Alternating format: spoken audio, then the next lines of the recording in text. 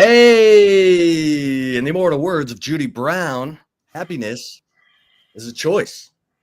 We're happy to spend some time with us on a Wheels Off Wednesday. Chip and Zay, man, right here, holding it down. Texas Sports Unfiltered midday. Zay, how you doing? I'm all right, man. Can't complain. Can't complain at all. Happy Wednesday, everybody.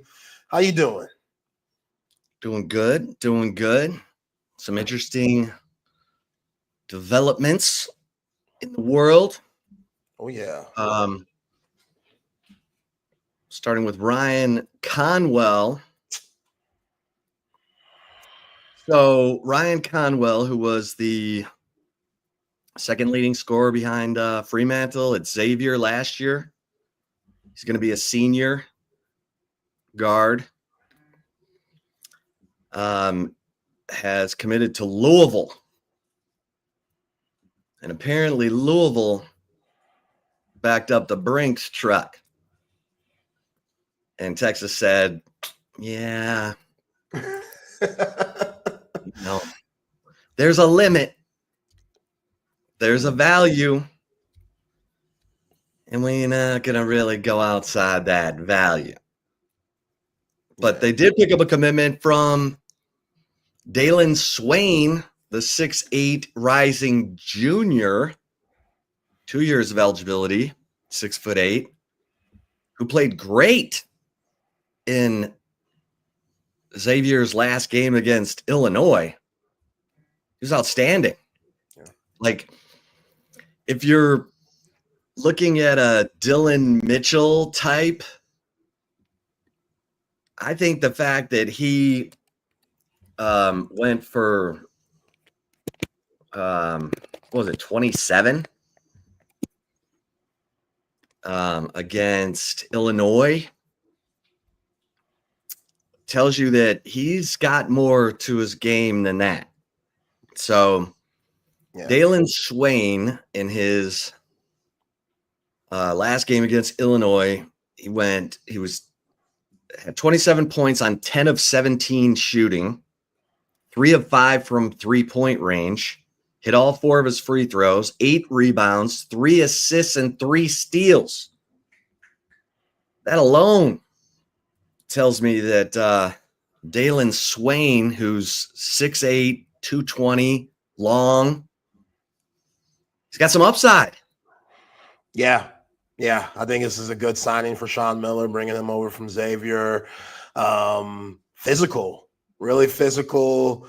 He did a decent job at times guarding Trey Johnson in that first 4 game, but Trey Johnson's such an unbelievable scorer. There's a reason why he's going to be in the lottery this year. Got him on a few step backs, but overall, this is a great first pickup for Sean Miller in this era of Texas basketball. And you're right, Chip, just tremendous upside, athleticism, to know that it was between Texas and Ohio State, and he's a Columbus kid. And for him to trust in Sean Miller and what the University of Texas brings to the table, solid, really solid. As far as Ryan Conwell goes, bro, I don't know what you were trying to get here at Texas. You're a heck of a player, but you ain't no James Harden, dog. Let's just keep it a buck here. If Louisville is willing to pay that money, salute off to them. Louisville's a very good basketball program, won a national championship under Rick Pitino, 10 plus years ago. So I can't knock anybody going into the historic ACC and getting paid like that. But also, ACC was trash this past year. Louisville, they were one of the best teams in the ACC, and they weren't very good. So, hey, hats off to that guy. Hope he does well there. But, yeah, this is still kind of a, punch in the gut. Because, again, Ryan Conwell, even though he ain't no James Harden, he's a hell of a player. And it would have been nice to bring him in, too, with what he did for Xavier this past season. That's not the case. Sean Miller and this coaching staff will move on and see what else is out there. Yeah. Conwell, I'm also told, wanted to be a little closer, stay close to home. Louisville little easier to get to than Indianapolis. So it is what it is. Texas is going to spend to a point. There are going to be some, cases where a team drops a big old bag and Texas is like, yeah, we got to spread that out over more players, especially with a player who's got more than 1 year of eligibility. Yeah. Well, he'll have 1 year at Louisville. And, as Rex points out, Louisville will be his fourth school in 4 years. That's a lot. That's a lot, yeah. That's a lot, But like some of these guys, they don't understand like the networking that you could do here at Texas. And again, I'm not saying Louisville doesn't have that, but it ain't Texas. Let's just keep it a buck there. So again, he's going to make the right decision for himself. If he wants to stay close to family, you got to salute him there. I mean, you never know what someone's family is going through. If somebody might have an illness in the family or something like that, where they want that person to be able to see their games easier, I can't knock that. Like, that's not right to do. But also, I think some of these guys, even though the money might be a little different, the relationships that you build here at Texas could take you a lot further than just that paper that you're trying to receive in 1 year. Like how many alums do you know, Chip, that go off, play professional sports, and then when they come back, when the professional sports are over, they move to Austin. They move back here. And they start their families here. Like that is very common because the relationships that they had when they were students, those stay. So I think some of these guys, they don't really understand that. And if you're not from around here, it's kind of hard to grasp. But also, I'm sure Sean Miller and everybody that's involved is letting these guys know, hey, the people that you meet here at the University of Texas, that could set you up for life, not just that 1 year you're trying to be here. And I think Dalen Swain knows that. And I think that's a huge pitch for some of these other guys that might be looking for top tier money that might not get that. You still get a good piece of bread here, but also the rest of your life, you're not going to be playing basketball for the rest of your life. So I think that's what sets Texas over the top on some of these other universities. And when you lead into that, it could be beneficial for getting some of the top players here in the country that are in the transfer portal. Yeah. Well, Ryan Conwell started his career at South Florida. Then he was at Indiana State with Julian Larry and Jason Kent before going to Xavier. So this guy is a mercenary and smart businessman. If the money's going up at each place, great. He should get whatever he wants and whatever the market will allow. I got no problem with that. That's what this is all about. And the market is going up. We'll see what RevShare does come the fall, but there's still programs out there spending like there's no tomorrow.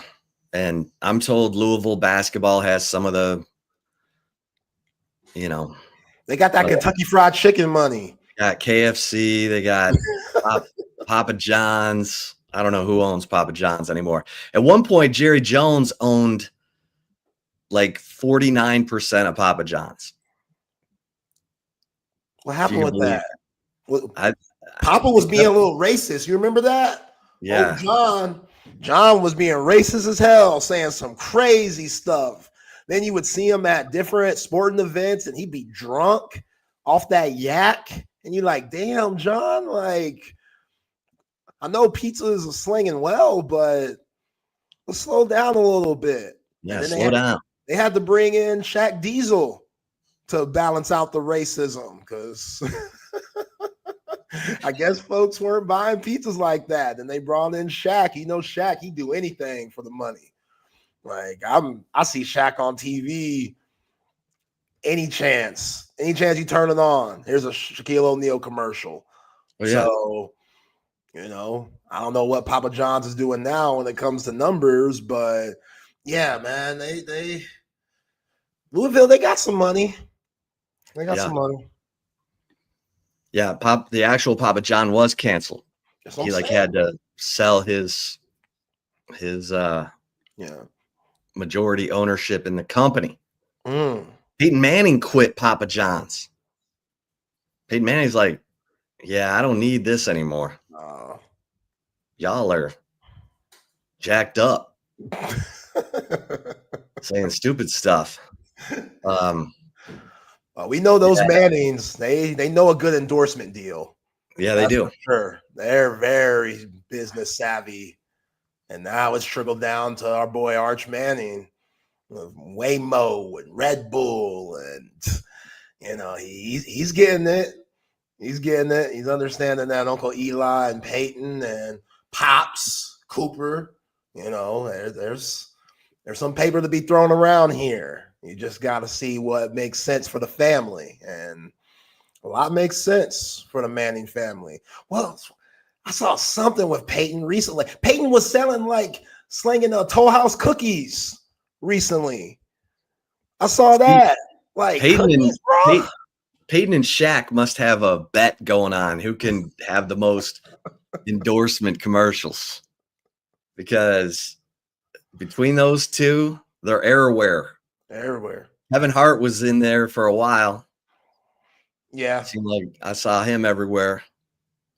I wish they'd bring back that TJ Ford, Kendrick Perkins, Carmelo Anthony commercial. Yeah, that was dope. Yeah, I like that. That was money. That was a good one. Roy says, "What's up, Chip and Zay? Baseball last night felt like a bad April Fool's joke." Oh, Will Gasparino. It was in your hands, brother. It was in the glove. It was right there. That's a routine play that he's made his whole life. Well, this is Schlossnagel's gripe, and he's been saying it from the beginning. The fact that there's no warning track at Dish Falk, that the turf just goes from green to brown, but there's no warning track. There's a reason there's a dirt track in front of every outfield wall in every ballpark you've ever seen. It's to let the outfielders know that they're, 8 feet from the wall. Yeah. And Dish Falk doesn't have that. Gasparino's been so good in center field. And of course, Zay's referencing the top of the 8th last night. Gasparino's trying to feel for where the wall is. He's not quite sure. He jumps too soon. He drops the ball. It ends up being a triple and allows the first of 4 unearned runs to cross the plate for Texas State with two outs. That would have been the 3rd out, over and out, if you will. And that ends up allowing Texas State to win the game. Texas was up 2-1 going into the 8th, and then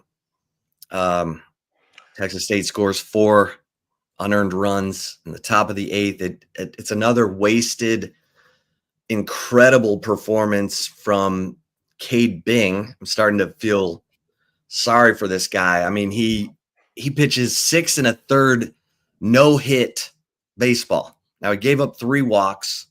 He gave up 1 run because of the walks. He had a wild pitch that also contributed to the 1 run he gave up.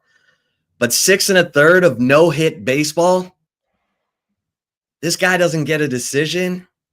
And, you feel bad for Jason Flores. He ends up getting, hit with the L. 4 unearned runs after giving up 3 hits. Yeah. Yeah, And Casey so, Norma has to make that play too. yeah, Like it was right in his glove. Routine throw the first.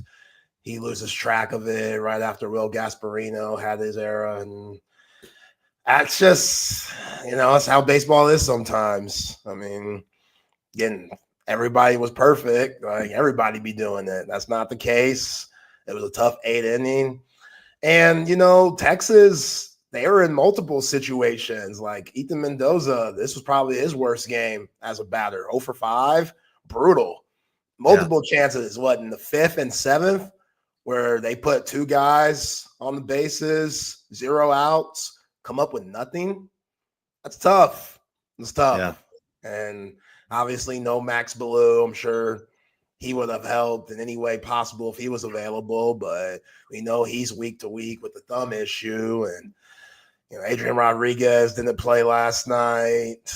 They had my man Rylan Galvan as a DH and Cole Chamberlain at the catcher spot just to protect him and the injury that he had this past weekend at Missouri. But yeah, Texas State, they always come to the dish and they're feisty as hell, and they got a lot of cocky SOBs, man. That's for sure. Well, their coach, Steven Trout, played for Schlossnagel at TCU. So this game means a lot. His players know it means a lot. And Texas State's won 4 in a row at Dish Falk, which is, kudos to Steven Trout for having his team ready. Texas should have won last night. They didn't. That's baseball.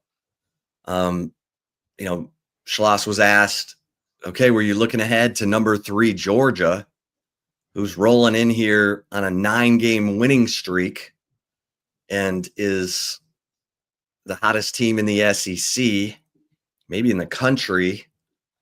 And he's like, no, we don't look ahead. That's not who we are.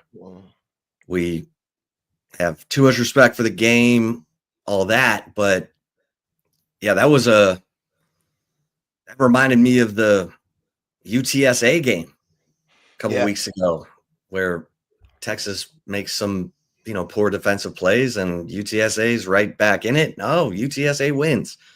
So, and that meant a lot to UTSA. Like these games with the in-state schools that are close to Austin, it's their Super Bowl. I mean, Texas State used one of their weekend starters last night. Yeah, what was that? The closer? Yeah, that's that cocky son of a bee. He was the one closing against A&M where he was doing the thumbs down and all that stuff. And then fast forward to last night, he doing the horns down. He wiping the chest. He doing that little shimmy on the mound right before he throws. Man, what does that dude think he is? I ain't gonna lie. It's hard to hate because I like that stuff. Right. I like that stuff. I can't even front. I never want to see Texas losing anything, but I was like, damn, this son of a bitch. I like this dude. He's cocky. He's got a little swagger to him, and he was in the jam. He had bases loaded and everything. And that's what I'm saying. Valentine, man. Texas just couldn't capitalize on their opportunities. When you get guys on the bases, no outs, when you get bases loaded situations, you got to come through. And last night, they just couldn't find those big time hits and high key situations. So, yeah, it's unfortunate, but hey, throw it behind you. You got to get ready for them Bulldogs coming in. And like you said, they could care less what's going on with Texas. They don't care that Max Ballou's out. They don't care. They gonna come in, try to get a good sweep in. You can't allow that to happen.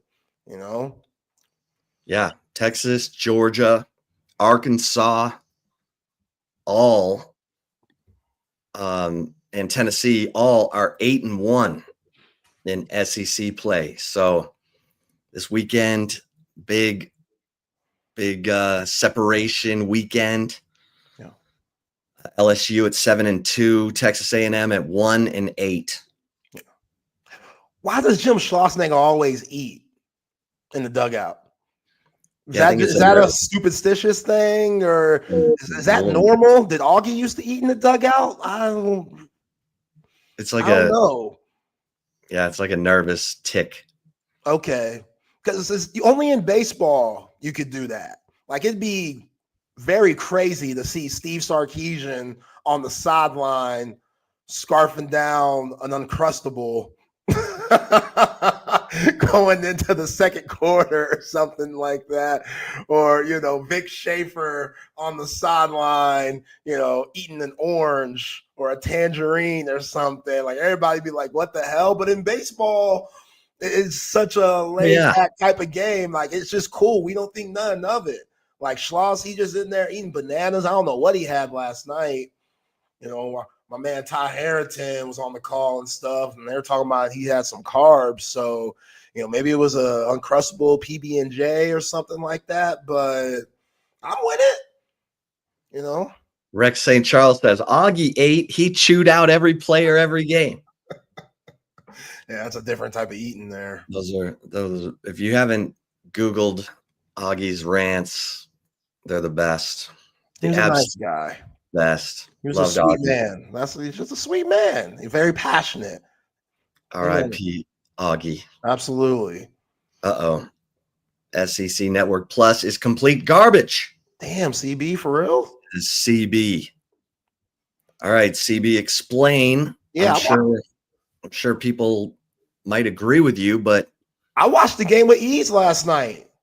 Like, again, Ty Harrington on the call. That's my man. Going back to the old station where Ty Harrington used to fill in every once in a while and stuff. I love Coach. Love Coach, man. He's such a good guy. Every birthday that I have, he always hits me up and tells me happy birthday, young man. And I'll be like, look at Coach, man. That's my dude. So I love him on any call. And we know he has ties to both Texas and Texas State. But I thought it was solid last night. Like, I thought it was a good performance by the guys in the booth. But not everybody thinks like me. Everybody has their own opinion, Well, I had to pick up my daughter last night, and so I was listening to the broadcast, and the voice announcers went out. Like, you could hear the game, but you couldn't hear the announcers for like more than an inning. It was bizarre. And then all of a sudden, Roger Wallace popped back in. He's like, "Hey, sorry for the technical issues." I was like, okay, good. Because I was starting to think I was like losing my mind. Why am I hearing the game and not hearing any announcing? Yeah. So there was no Craig yesterday. Craig already in Tampa. Craig's already in Tampa, baby. Oh, man. Game on Friday. Come on, Craig. Gonna hit that Tuesday night. Got out there in Tampa this morning. Craig said, I got to be in it. I got a Final Four. I got to be there early. Which, going to the women's Final Four, it's a quick turnaround. I don't necessarily like how they do it. It doesn't make any sense. The NCAA, I don't get how the Elite Eight for the men's ends, but they play Saturday. The Elite Eight for the women ends on Monday, and now Texas has to turn around and play Friday. That's a quick turnaround. Like, you're barely able to excel and, go back home. You leave Birmingham, you're Vic Schaefer in this group. You come back to Austin for not even 24 hours, get a couple of things, see a couple of people, I guess. And they turned around and left yesterday. Now they're in Tampa. And all the things that you have to do for the Final Four, like, it's very Super Bowl-like when you get, everything with the media, you're taking pictures, all these interviews and stuff. It's a lot. It's a lot. So, you can't have any distractions here, even though it's fun and you're happy to be here. Like Dawn Staley, she's done this a lot. Like, this is routine for South Carolina. You know what I'm saying? So she knows exactly how to get her girls right. I'm not saying Vic Schaefer hasn't. We know his Mississippi State days. He's taken those teams to the Final Four, got them to the championship game. So, this ain't no, this is a very walk in the park for Vic Schaefer also. But for these girls, it's a little different.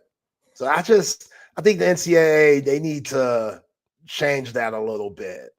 I know having the grand finale for the men's game on Monday night, that's always been a classic and stuff, but I don't know. I wish it was tweaked a little bit. Well, are you good with it being Friday and Sunday as opposed to Sunday and Tuesday? No. I'd rather it be Sunday and Tuesday. Like, the women could be the grand finale. Like, I don't know why we're comparing it in the first place. Like, I don't know why the men's has to be on Monday and the women's has to be on Sunday, especially when you play Monday, this past Monday. For like South Carolina, they got an extra day to rest. They played last Sunday. So I don't know. And it's a closer trip from South Carolina to Tampa than it is for Austin, Texas to Tampa.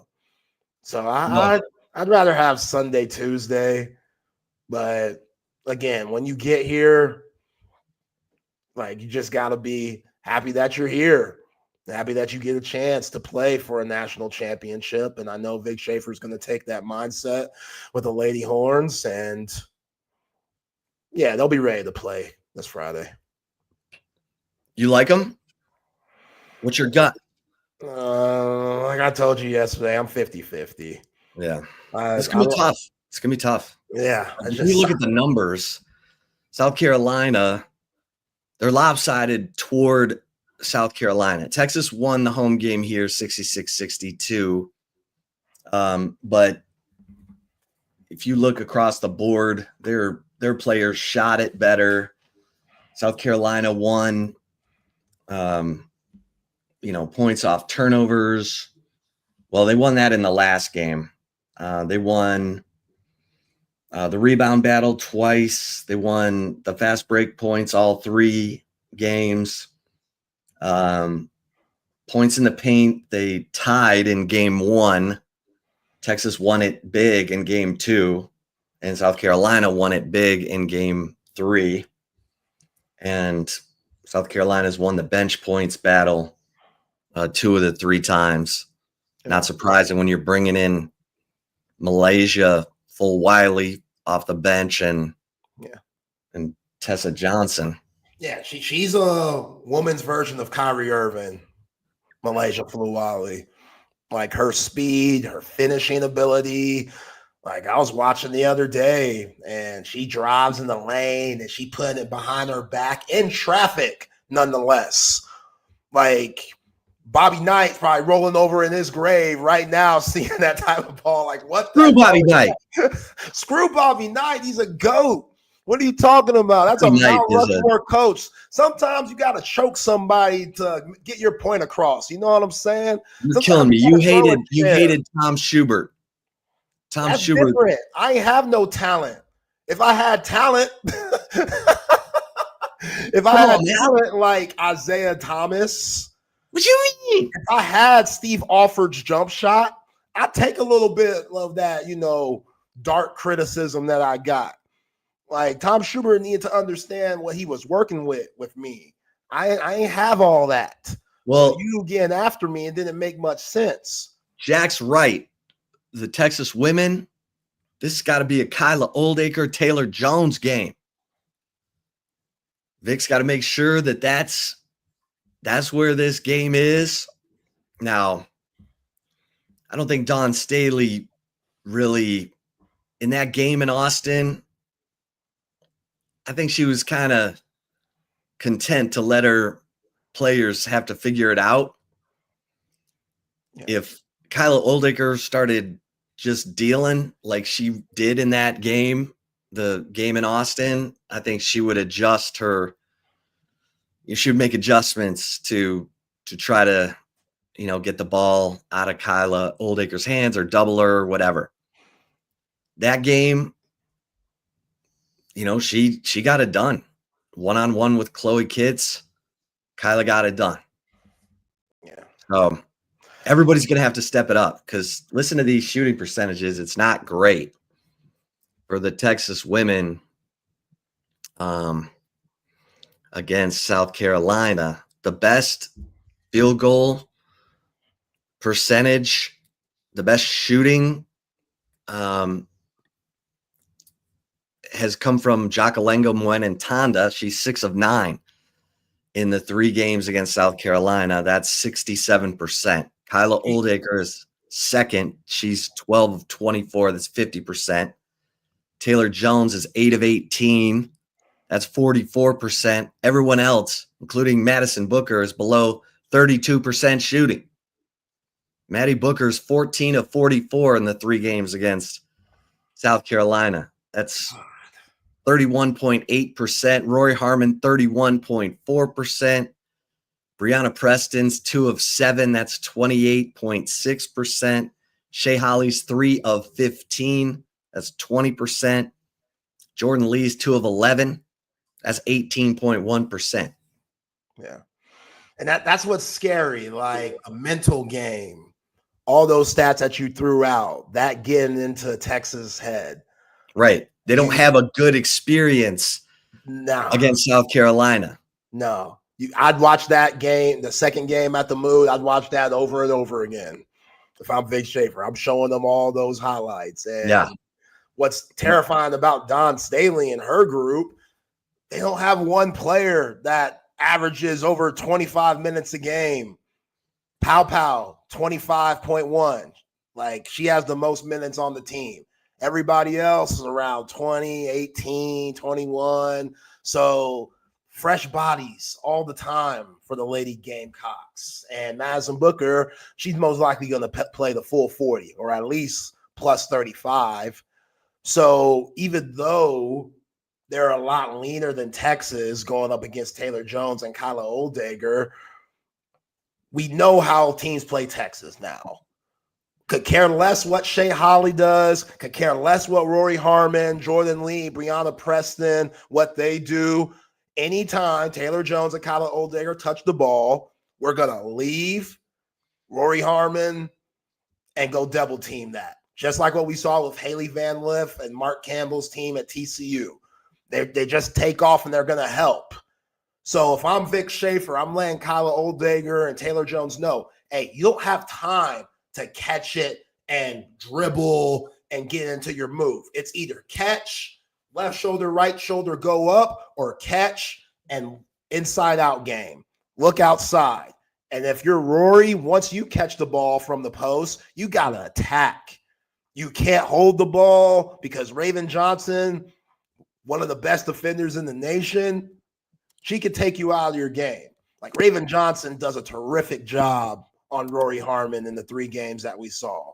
Rory's got to knock down that outside shot, to what Roy is talking about here. Rory was hitting that outside shot a little bit, hitting that mid-range game against TCU. If she can make those shots, Horns have a huge chance of winning this game and advancing to either UConn or UCLA. But Jordan Lee's going to have to continue to knock down shots. Shea Holly, if she could hit a shot from the outside, that'd be huge.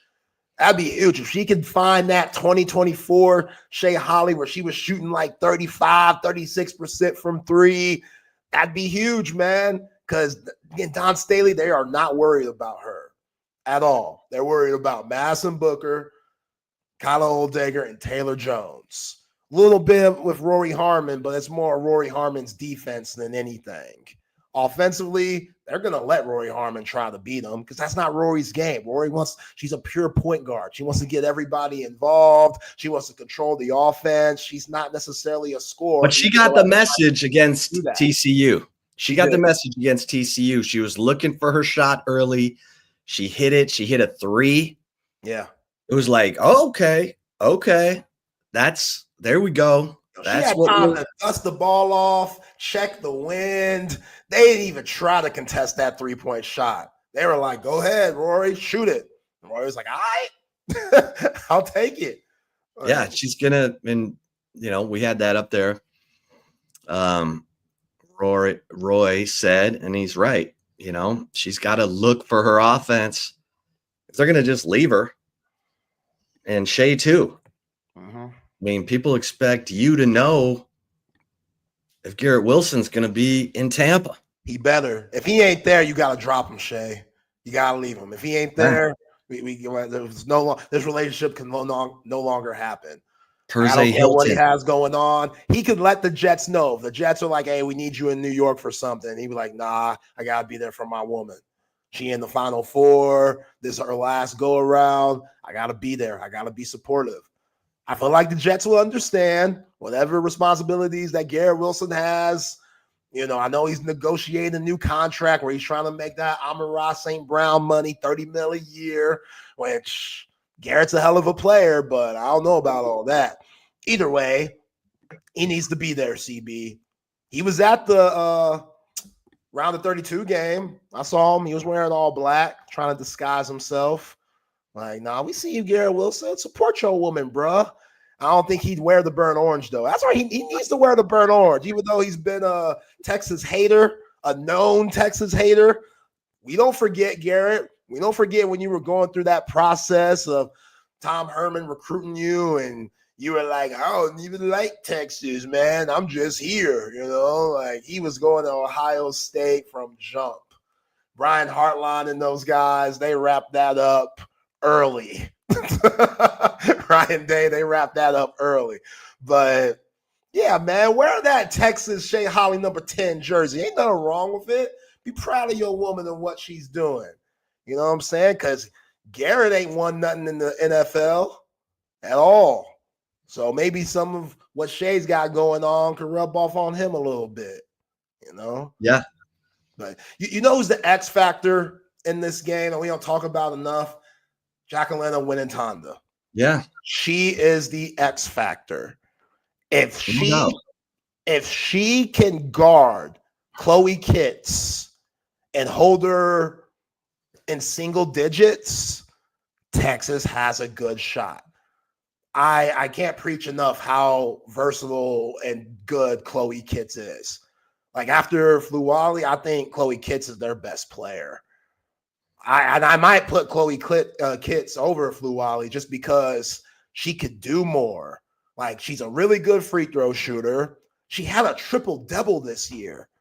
I don't know how many women's basketball players are getting triple-doubles here that aren't Caitlin Clark, but if you could get a triple-double as a power forward, you're pretty damn good.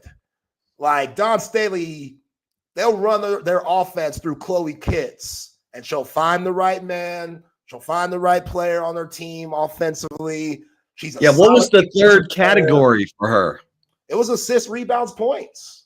Assists. Okay. Yeah. Like, she's a heck of a passer. So if Winnentonda could not allow her to get to her sweet spot, not get to that pull-up jumper, don't allow easy buckets from her, and then on the offensive end, go at her and maybe get some points there, then Texas is in a good spot. But Chloe Kitts had a really good game in that SEC championship. She's a tough guard. Fagan is a really tough player too at the 5 spot. Like, when they run a 2-man game, pick and roll action with your 4 and your 5, that's tough. Like, Taylor Jones and Winnentonda, Kyla Oldegger, they don't see that very often. Like, you see it with the guards, obviously, but you don't see big on big pick and roll action. And Don Staley, she'll do that type of stuff. What do we think of this nickname? New Jack City Winnentonda. That's crazy. I guess it's cool. New Jack City is one of my favorite movies. Well, Vic told a good story about he was so pissed going into the locker room at halftime against TCU because Agnes Emma Nopu had 6 offensive rebounds in the first half, and was a big part of the 7-0 run TCU went on right before halftime to cut it to a 2-point game. And Vic goes in there and he's pissed and he's like, who the hell in this room can keep number 21 from getting a rebound?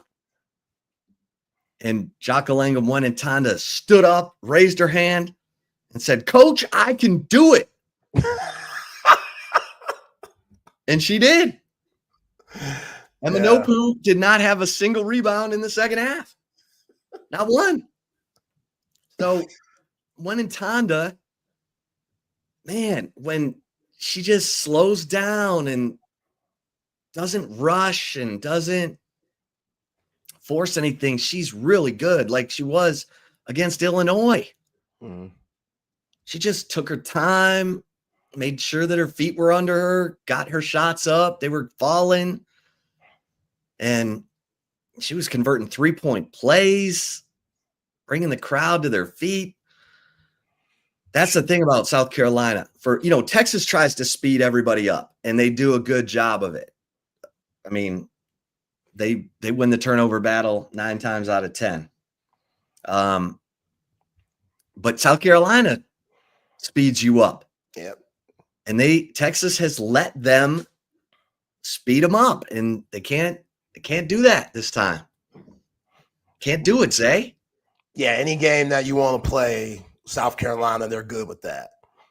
Like, Don Staley will make the right adjustments. Joyce Edwards, their freshman, who's their leading scorer, 12 points a game.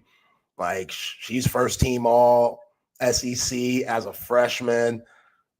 She runs like a deer. Probably 8 of her 12 points come from just defensive rebounds and her running the court and Raven Johnson finding her on a full court pass. Like, she has a couple of moves inside, but she'll beat you up the floor. And when she plays the 5 position and she has someone like Kyla Oldegger, who isn't as fleet of foot, that's how Joyce Edwards gets her points there. So I'm still watching that Kyla Oldegger finish in the TCU game. Okay. That might be the play of the year in any sport right now. Like, that's 4th and 13 type stuff right there. Like, I've watched 4th and 13 all the time too. Quinn Ewers, Matthew Golden, Peach Bowl, Arizona State. That Kyla Oldegger play where she got the and 1 in the 4th quarter, I put that on the same level, man. You could put Tremont Mark in there with his game-winning shot against A&M. Like, those type of plays, iconic. And I hope Kyla Oldegger is keeping that swagger and just that excitement, momentum, because they're going to need her. They're going to need her. And Don Staley, like I said, she's telling her team, hey, when Oldegger's in the game, we are running.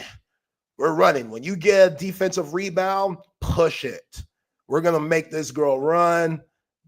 We're going to try to get her out of her game. Anytime she catches the ball in the post, we're doubling. We're not going to let her get to that left shoulder and throw up that jump hook. And that's why the guards have to be good on attacking. Like, Brianna Preston does a really good job of getting in the paint and making passes to the post. Rory does too. You're going to need that. You're going to need that type of play to help out the bigs so they could get one-on-one matchups or easy buckets, because when they're posting up and they catch the ball, another player's coming for the double team. Yeah. How about this? So I just looked up the turnovers in each game, and South Carolina in game 1, South Carolina won by 17. South Carolina had 22 turnovers and Texas only had 12. Yeah. And Texas won the points off turnovers 16-8, but it didn't matter because South Carolina was so far ahead. And then Texas lost the turnover battle in games 2, which Texas won, and game 3, which Texas lost. So that's an area in fast break points. South Carolina has beaten them badly, 16-3 in game 1, 13-5 in game 2, 11-5 in game 3. Brianna Preston's really the only one who can get up and down like that, because Rory doesn't push it and try to get to the cup. So Yeah, it's not really Texas's thing, but it is South Carolina's thing. Yeah, Those are 3 points. You got to get down there and score before they set up the defense. I think Brianna Preston has to be huge in this game, man. Like, I'd put her on Fluwali just to try to match speed with speed. And again, Fluwali, she's so crafty, man. Like, she does things that you're not used to seeing. So she'll get you in foul trouble. And again, she's driving the lane, putting the ball behind her back. She's Euro stepping. She's doing reverse layups. You know, she's just insanely crafty. That's why I compare her to Kyrie Irving in that way. So when you don't see that very often, it's difficult to guard, especially if she's shooting the outside shot. You got to be steady. You can't go for ball fakes. You can't reach. Yeah, Shea used to not go for the ball fake, and now she is. She'll go for the ball fake. She did in TCU. She went TCU again. She was locked in. Shea Holly was incredible against TCU, and she has good size for a guard. So you're right, Chip. She doesn't need to go for ball fakes. She doesn't need to, try to jump for blocks every time. She scared the hell out of me into the third quarter. TCU's trying to get a last-second shot up, and Shea blocked it. I wouldn't even go for that. But, she was confident enough. She got the block there. It was a good defensive possession. But, yeah, you got to stay sound. Like, if they make a shot over you, hey, salute them, get back on offense. But when you bite for that pump fake, it makes you very vulnerable. Jordan Lee does a really good job of not biting for anything. Yeah. Like, she's a terrific defender, and her outside shot is needed. So, well, and that's the thing. And I said this yesterday. Jordan Lee hit a couple of threes early against TCU, and her teammates quit looking for her. And I'm like, C7, she's wide open, and she's asking for the ball. Like, feed her. Yeah. Because there's only three-point shots are coming from 3 players. Now, Rory hit one against TCU, but for the most part, it's Booker, it's Jordan Lee, and occasionally Shea. Rory's hardly attempted any threes, and that's okay because she doesn't shoot them very well. But man, if Jordan Lee's hot from outside, keep feeding her, because you need her confident. And you need her, to come up with the goods. She's shooting 39% from 3. Booker's shooting 41%. Yeah. Rory's a 28.2%, 11 of 39, and Shea Holly's 27%, 32 of 118. Yeah. And they're not shooting them as much, so that's good. Like, they'll go 1 of 4 or 1 of 3, or that's good. I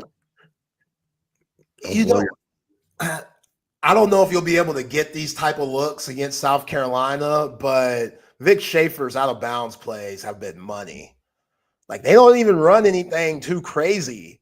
It's just Madison Booker. She'll start in the middle a lot of the time, the middle of the paint. Ref will throw the out of bounds player the ball, and then she'll come off of that screen to that short corner, and that's her sweet spot. She loves that short corner. Like, that's a rhythm routine jumper for her. And she hit about 4 of them against TCU, which if you're Mark Campbell, you're pulling your hair out, because good grief, like, that drives coaches crazy. We can't stop out of bound plays, first catch shots. What are we doing? But again, Vic Schaefer, he has so much commotion going on in different places. You can't just focus in on Madison Booker the whole time, because right when you do, here comes Winning Tomda on the other side for an easy bucket there. So I'm sure Don Staley, who again seen Texas 3 times and definitely knows what to expect, and her players are able to switch so many things. They're most likely going to stop that out of bounds stuff with Madison Booker and make Texas offense get it out and set it up. But again, Maddie Booker, if she gets it in that short corner, you might as well just put 2 on the board because she's knocking that shot down. And she has to be very strategic with how she goes about her buckets. I think her knowing how South Carolina plays her, and how just locked in Bree Hall always is, she tends to force it at times. And even though they need her to score, sometimes you just got to let the game come to you. Like her idol, Kevin Durant, that's what he's best at. Like KD, and which, again, it's Kevin Durant. So in the way, this is a bad comparison. This is arguably the greatest scorer ever. But everything comes to KD. He doesn't necessarily force anything. He knows his matchups. He knows how to get to his spots. And when he gets to his spots at 7 foot, you can't touch the ball because the ball's too high, the arc's too good. It's money. When Madison Booker is forcing it and not just getting to her spots and, taking ill-advised jumpers, that's where she could get in trouble a little bit. Like, sometimes let the game come to you. Use your teammates. Be a decoy. And I thought she's done that in a really good volume as of late, when you saw against Tennessee, when you saw against TCU, even though she got off to slow starts, it started to come around because the rest of the Texas offense, they were hooping. It opened up her game, and then she got into that mode where she got high-quality shots. That's where she's at her best. So, again, as South Carolina, they're going to want you to force it. They're going to play that tight D. She's going to feel obligated to force it because they're such good defenders, and who else is going to score on this team? Take a step back. Take a step back, Maddie Booker, and let the game come to you a little bit more in this 4th-time matchup and see where that takes you. I think she'll really benefit if she has that type of approach. Probably the biggest thing, teams wilt against South Carolina in a tight game in the 4th quarter. Maryland had them. They just tightened up and started missing. The thing that stood out to me most about Texas's 66-62 win was Kyla Oldacre was not afraid. She was finishing around the rim in that 66-62 win. And I just looked it up. That was a 2-point game, a 4-point game, 1-point game, the whole 4th quarter. And Kyla Oldacre kept making plays to keep South Carolina at bay. And Rory hit free throws at the end. Yeah. Rory, she's not, statistically, she's not a great free throw shooter. I mean, she's 74%, but you've got Booker, who's 83%. Jacqueline Menantonda's 77%. But Rory makes her free throws when it matters, man.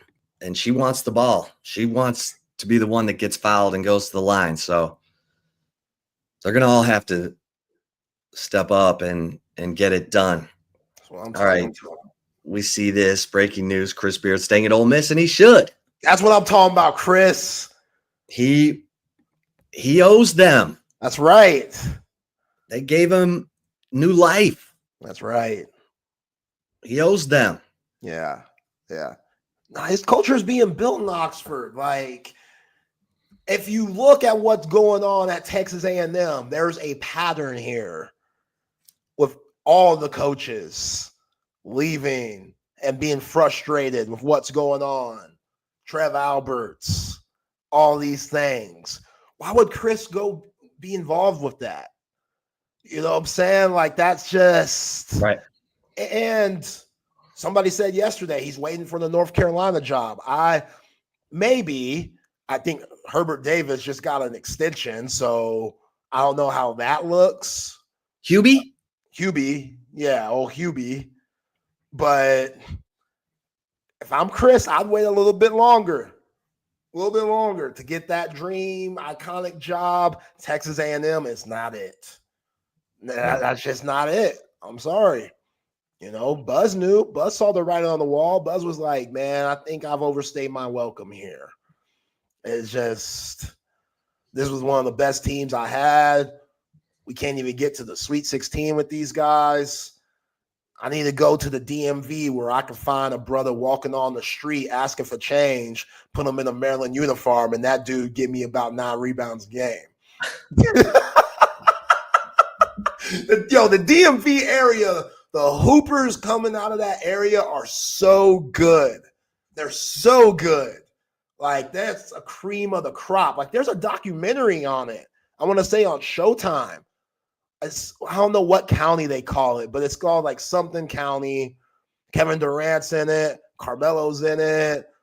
I think Victor Oladipo's from that area. Just a plethora. Oh, yeah. Track down the name of that. That sounds like a good documentary. Oh, it's incredible. You watched it. You don't even remember it. How long ago did you watch this? Probably a couple of years ago. All right. Michael Beasley in there? I think so. I think so. I told you that story, right? About how Beasley was always playing pickup. He was always playing pickup. And Durant wasn't. Because Taurus Stink Brown would tell Wanda if KD played in a pickup game, and she'd make him run that hill outside the Seat Pleasant Rec Center 75 times in the rain. That's a weird story still. That's a weird story. It paid off, I guess, but like pickup is kind of where you figure a lot of things out. Now there's qualities of pickup. If I go play at Ditmar right now in South Austin in that gym, like the pickup runs are probably a little suspect, but it depends on who you're playing against. Obviously, what's my man's name that was working out, KD? You just said it. Taurus Brown. Yeah, Taurus Brown obviously saw the pickup runs in there and was like, oh, KD won't be getting anything out of this. He might be hurting his game if he goes off and does this. But like I've heard stories of guys like Jamal Crawford who were in the NBA for 10 plus years and never did drills. Like never did like cone drills or like shooting workouts. All he did was play pickup and like one-on-one. All the only thing that Kevin Durant was allowed to do was fundamentals. Yeah. And Jamal Crawford was the exact opposite of that. Yeah. Yeah. All right. So it's called Basketball County. Basketball County. Yeah. About the culture in Prince George County, Maryland. And yeah, like Victor Oladipo is one of the executive producers. Kevin Durant is one of the main producers. And yeah, it's incredible. I think it came out 2020. But yeah, like so I'm saying, you can find a brother on the street living under a bridge somewhere and be like, hey, you want to go hoop? And that dude come out and be your best player. Like, that's what it's all about. But yeah, shout out to Chris Beard, man. That was a great choice. Great decision. Aggie fans, y'all got no shame. Because we ain't forget the hate that y'all put on University of Texas about Chris Beard being Ike Turner and all this and that. And now y'all couldn't wait to get him. Oh, had the tides have turned. They couldn't wait to get Chris Beard. Bring him on down. Lay out the red carpet. Like, where was that energy a few years ago? Where everybody, all Aggie fans were putting up that Chris Beard, Travis County mugshot. Where was all that? Where'd that energy go? That's typical Aggie work right there. And they need to stop wearing those USA baseball jerseys. Makes no sense. Stop wearing those. Y'all are not America's team. That's not how it goes. I don't get it. I don't know why they do it. I guess it's for the state flag jersey, but y'all aren't the flagship school. Little brother. Y'all are little brother. Texas don't be doing that. You remember when Tech was doing that? Texas Tech would have the red, white, and blue jerseys every once in a while for the football team. I remember Patrick Mahomes rocking those. Why are y'all doing that? Like, stick to y'all's colors, especially Tech. Tech actually has cool colors. The, red, black, and white. A&M, the maroon, the basketball jerseys, they look all right. Those are solid. When they go all white, I like that. That's a crisp color. But yeah, that just stay in y'all's lane. Y'all are doing too much. That's why Chris Beard don't want to come down. Y'all do too much. And he's a University of Texas alum. Like he ain't no traitor like that. Good for Chris Beard. Well, Nick Cody is coming back to Texas. Solid. Gotta have some dudes that you can grow and develop. Gotta have them. He has good upside, man. He showed a lot of freshman mistakes this past season, and I want to see what his guard skills are like. Like all offseason, if I'm Sean Miller, like we're working on a lot of guard skills, even though he's kind of a Swiss Army knife more of a 4 than a 3. Him being a pick and pop player, a guy that can shoot from the outside, which he had a 20-point game this year. It was against, one of those G5 schools, obviously, but he showed some upside of what he could do. Has some good athleticism. I think he could be a very knockoff Dalen Swain type of player. Yeah, I was about to say.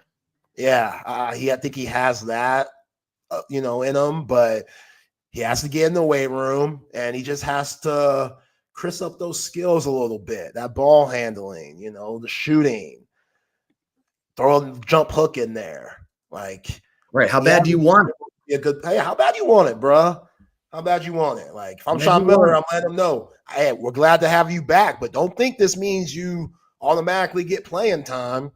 You're going to have to fight. If there's guys in front of you that deserve it, then I'm going to play them. My job's on the line here. Like, can't be no nice guy. You got to show me that you deserve to be on the court. He's going to have a good role model in Dalen Swain. So Nick Cody played in 12 games last year. He averaged 3.8 minutes, and he scored a total of 4 points. Wait, not in those 12 games, man. He had a game where he had 20. What game was that? That was UAPB. Who the hell is that? Oh yeah, Arkansas Pine UAPB. Bluff. Yeah, Arkansas Pine Bluff. He had 20. 8 for 10 from the field. Yeah, he was solid that game. Yeah, he was solid that night. Sorry, he scored 32 points. There we go. 32 points. Yeah. So, upside. I'm interested to see Jordan Pope. I mean, we haven't heard. I guess you're going to throw Kendall Weaver in there. We haven't heard anything official with Kendall Weaver, though. Yeah, even though he's flying around on the private jet going to in-home visits. Yeah, but Jordan Pope, it'd be interesting to see what he I don't know if you bring him back. Why is that? The game looked too big for him. Maybe they can find a role for him. I mean, he's an undersized shooting guard is what he is. Absolutely. Now, if you think he takes good shots and you think he, can add, I thought he took a lot of bad shots last year.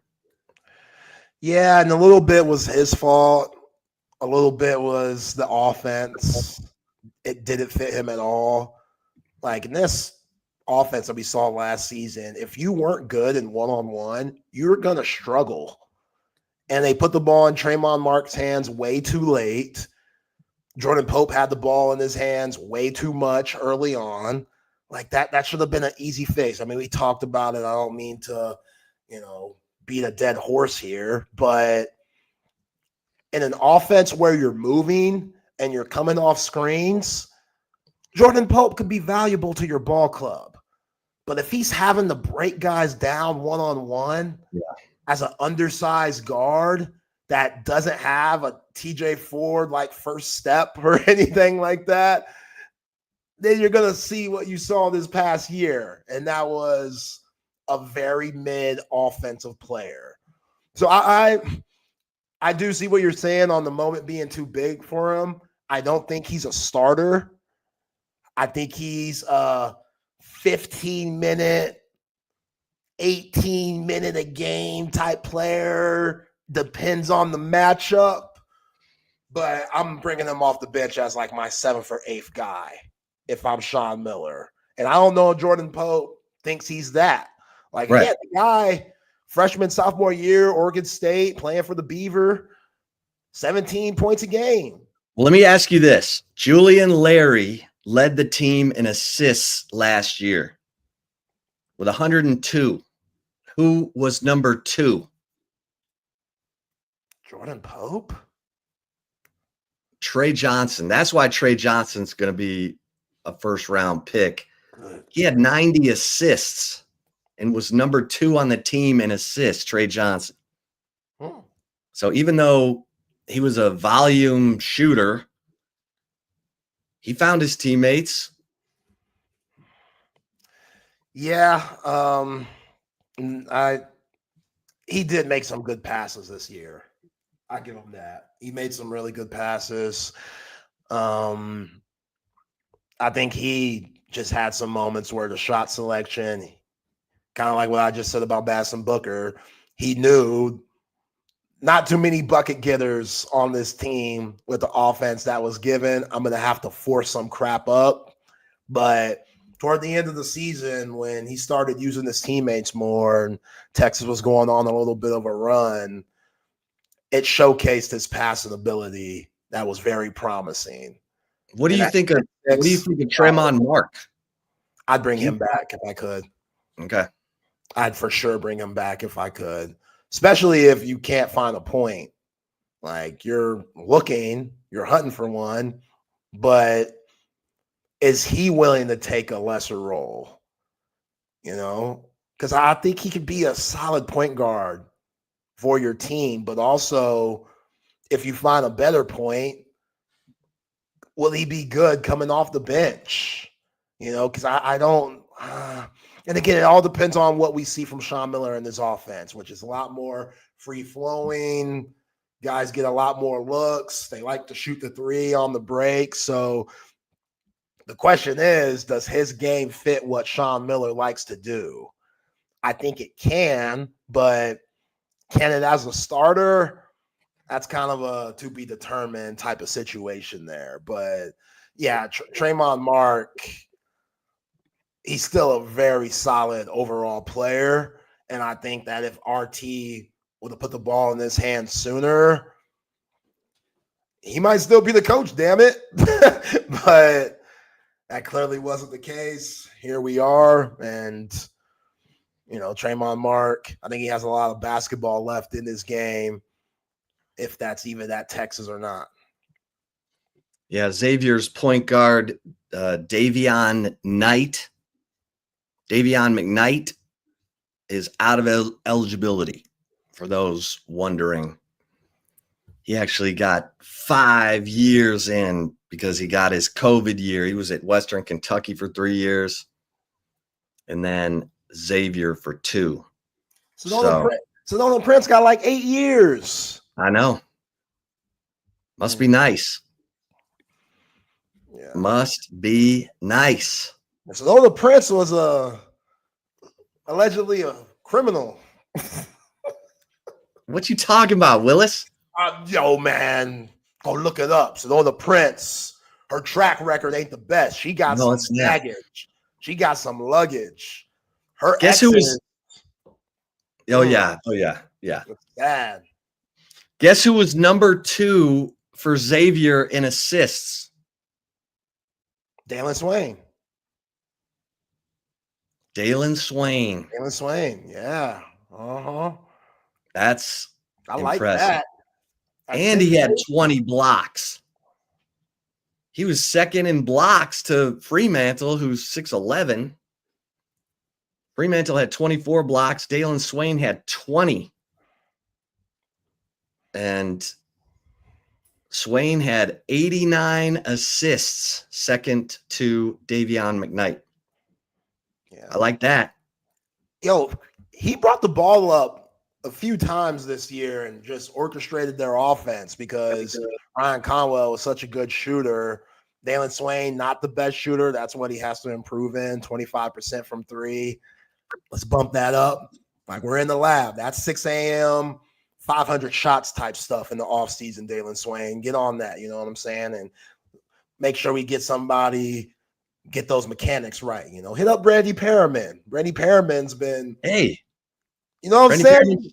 Shooting camp. Shooting camp, baby. Brandy Perriman. Hey, we're sending you to Brandy Perriman shooting camp. Yeah, he might weigh over 400 lbs, but he knock it down. Damn. What? Why you hating? Yo, I am not hating. I am telling you, Brandy Perriman is one of the greatest shooters in Texas basketball history. I know, the Brandy Perriman shooting camp. That's what I'm saying. Get Brandy Perriman in there. Cut, you know, BP, a little Skrilla. Give him a couple of racks to come in and help the guys with their shooting. I'm sure he'd love to. Yeah. Even though Gavin's off to little Skrilla. Where'd Gavin go? Gavin went somewhere real east. I think Vermont. Gavin Perryman. Yeah. I think he went to Vermont. But yeah, man, like get those mechanics right and let it fly. But he could be your point forward at times. Like that's okay too. I'm good with that. Like, yeah, you want a traditional point guard, but sometimes you got to improvise. Gavin Perryman, Vermont Catamounts. There we go. Let's see how he did last year. I'm 6 a game. Was that what you're? That's my 3 a game. Ah, damn. You know, I ain't fat shame him. I just said he's one of the greatest shooters in Texas basketball history. Relax, Rex. Relax. I ain't fat. Ain't nothing wrong with that. Ain't nothing wrong with having a little meat on your bones. I got some, a lot. Ain't nothing wrong with that. Women love that. I'm with you, Rex. I can't believe it either. No, don't put that on me. Women love that. Women love that big teddy bear type. Dad bod. That's what Brady had. Dad bod. That's all. Look at this. Man. Yo. This is busting me up, man. She had her exes go on TikTok. When it's one, you're like, okay, I don't know. It's about 3 of them, Chip. Who, like, Sedona?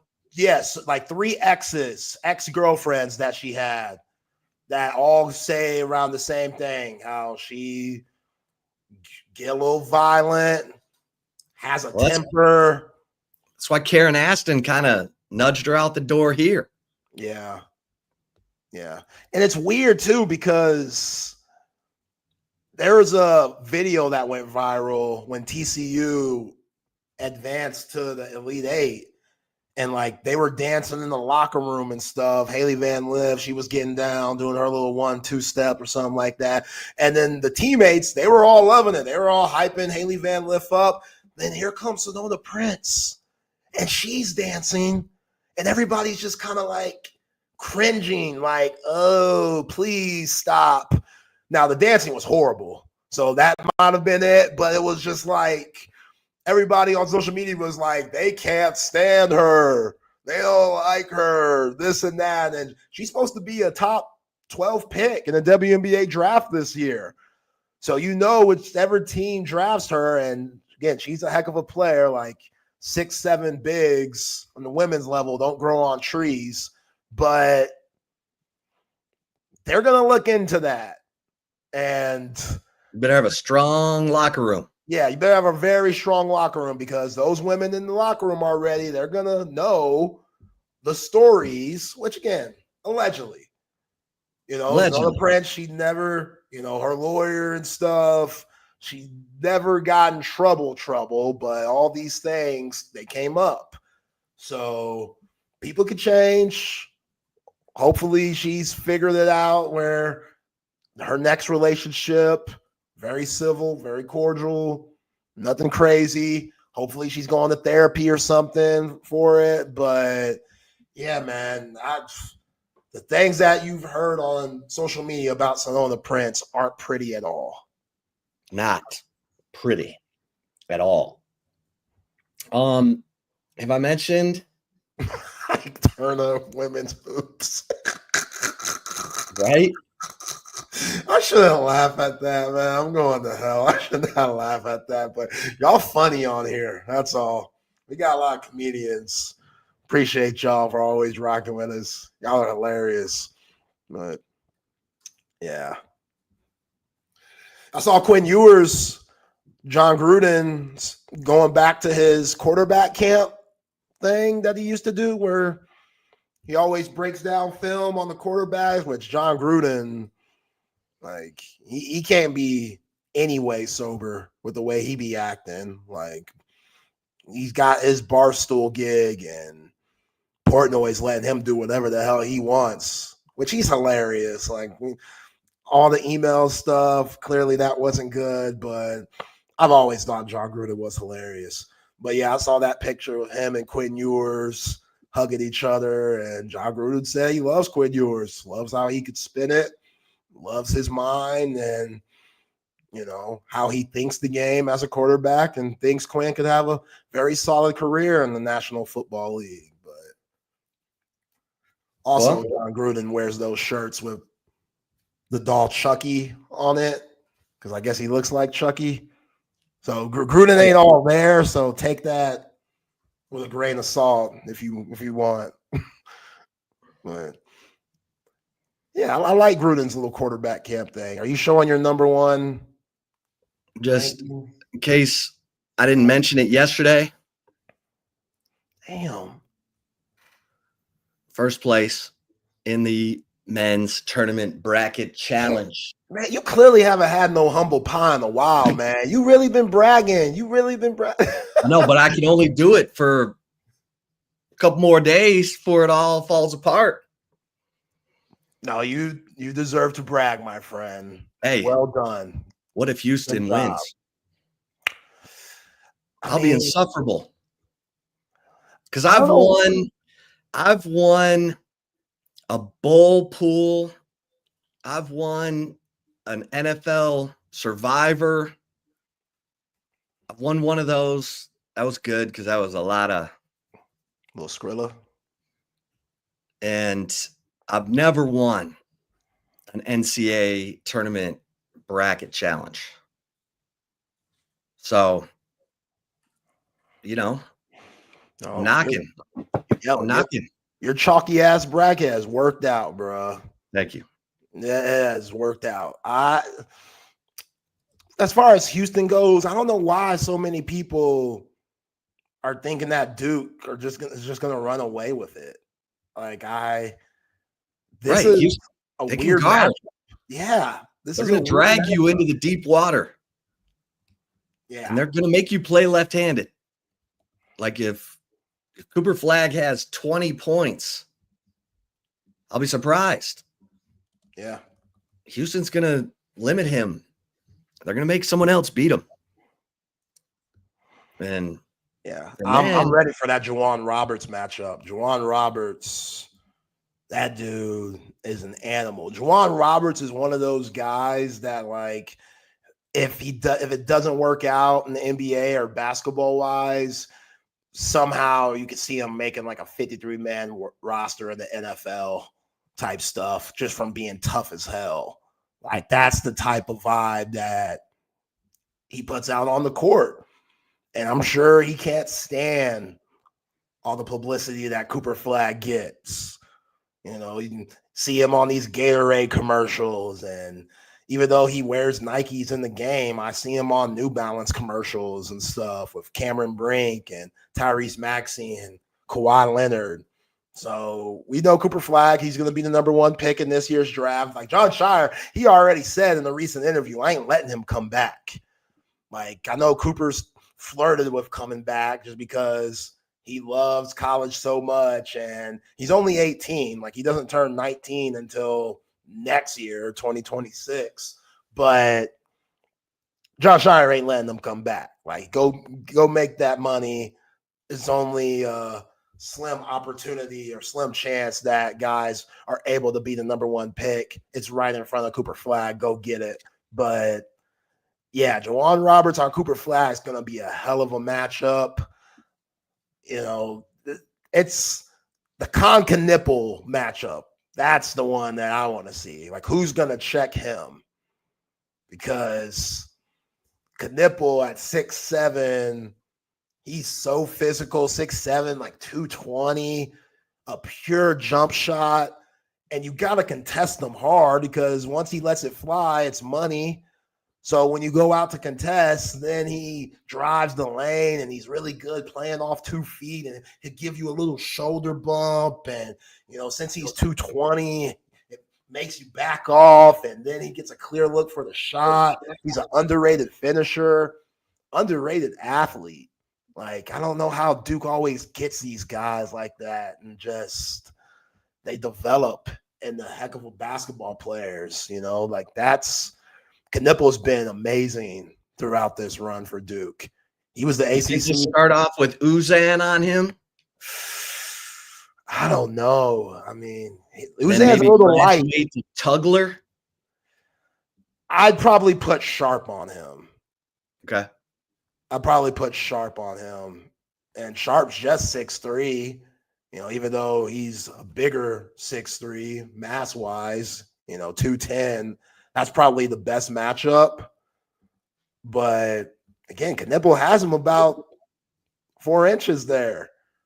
So, you know. And then on the other side, who's going to guard Cryer? They're probably going to put Zion James on him, who's 6'6". Like, if you average 6'8" for your starting lineup like Duke does, that's what makes them tough. They're huge, man. Proctor's around 6'5". James is 6'6". Flagg 6'9". Knipple 6'7".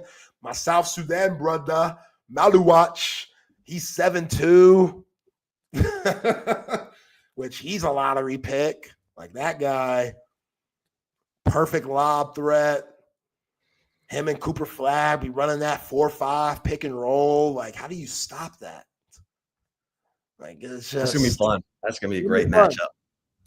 And then Auburn, Florida, I love that matchup too. Like Todd Golden, he used to work for Bruce Pearl back in the day. Like Bruce Todd Pearl Golden don't give a bleep. No, well, he's done a good job. Yeah, he's done a good job. Those bigs, Hawk and Congdon and Shindaloo, they're a problem. And Janai Broom, how healthy is he? Because he has about 3 things that's been an issue for him when it comes to being injured. His ankle, his wrist, his knee. It's like, damn, bro. Like what else? Can you imagine if we get Auburn, Houston, which takes us back to when Auburn had to turn its plane around and get rid of a player? Did we ever figure out who the player was who was causing all the... I don't think we did. It brought them together, though. Yeah. So they dumped that guy, go back down and beat the crap out of Houston. That would be great. If we got that, it would ruin my bracket, but only Bruce Pearl teams can fight on a plane and then it bring them together. Right? Like, Bruce Pearl probably could do it. Rick Pitino, Tom Izzo, guys like that. Guys that like to fight. That could, we're out here throwing punches on the plane. We're thousands and thousands of feet in the air. And Now we got to go play a basketball game after this, and it brings us together. Yeah, that's a Bruce Pearl team if I've ever seen one. So they're just tough, man. We need that story. That's the story I want. We asked our guy Lance Taylor. I don't think he knew at the time. Maybe he knows now. Yeah. Ripped clothes, blood. Jeez. Damn. Even Bruce Pearl couldn't get that under control. They had to land that plane. Yeah. That's something. That's something. All right, let's get a couple mentions in here. Like speaking of the bracket challenge, the audio visual consultations, my man Tom McKay. He put up the 65-inch Samsung 4K TV that BK says I cannot have if I win the bracket challenge. Well, let me tell you something. AV Consultations, they will take care of you. They're going to bring you the best price on big screens. They're going to bring you surround sound, surveillance, new lighting, electronic shades, you name it, anything audio or visual, they got you covered. They've been putting big screens in your favorite restaurants for years. But you're busy. You don't need to be lugging TVs around town, punching holes in your drywall. Just call 255-8678. Let Tom and his crew bring everything to you.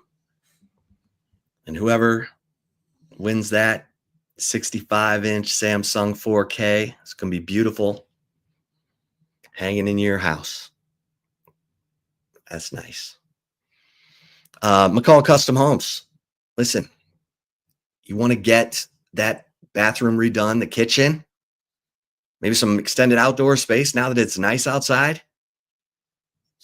Call Mike McCall and McCall Custom Homes because they've been doing it for 40 years, family owned and operated. They're not going to, come see you and then send out some crew. They're going to supervise the whole thing, make sure that everything is custom. That's what you want. That's what they want. Because Mike wants word of mouth. He wants you to tell all your friends what a great job that new bathroom or that new kitchen is. That's what it's all about. McCall Custom Homes, ATX.com is the website.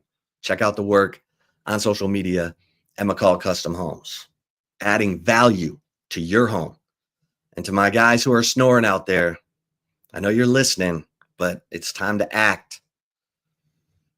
SleepCycleCenter.com. They got the best technology. They're going to find out what's going on with you while you're sleeping because you don't know how bad it is unless you're waking up tired every morning because you're not getting enough oxygen while you're sleeping. I'm just saying. I have sleep apnea, and I needed the sleep study to figure out what was going on. And they've got the best technology. They got locations in the Arboretum, Lakeway. Go to sleepcyclecenter.com to set up your appointment. Tell them Texas Sports Unfiltered sent you. They're going to take $100 off your sleep study. That's the deal of the deals right there. Sleepcyclecenter.com. Tell them Texas Sports Unfiltered sent you. And cover three. Love me some cover three. You want to have a great spot to watch the games, great food, great drink, great vibe. Cover 3 Anderson, cover 3 Round Rock, and cover 2 at 183 in Lake Creek. I mean, the food is amazing. The Chop House Burger, Texas Monthly calls it one of the best burgers in the state of Texas. Yeah, right there, cover 3, Chop House Burger. Go check it out. Don't take my word for it. Go experience it for yourself. That's what it's all about. All right, Zay. We can. Oh, I wanted to mention Jordan Washington, Texas tight end. Jordan Washington, shoulder injury. Probably going to be held out of the rest of spring ball. And this one hurts because he's a guy they need. He's a guy they were evaluating to see if they need to go into the portal, and now they got about 8 practices or 7. He's going to miss the final 8.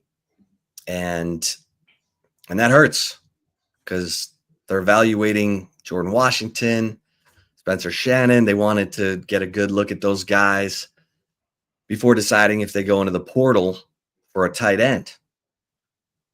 And so this one hurts. All that extra weight driving onto that shoulder, 268, leaning into that shoulder. Of course he's out for this long. Like, damn.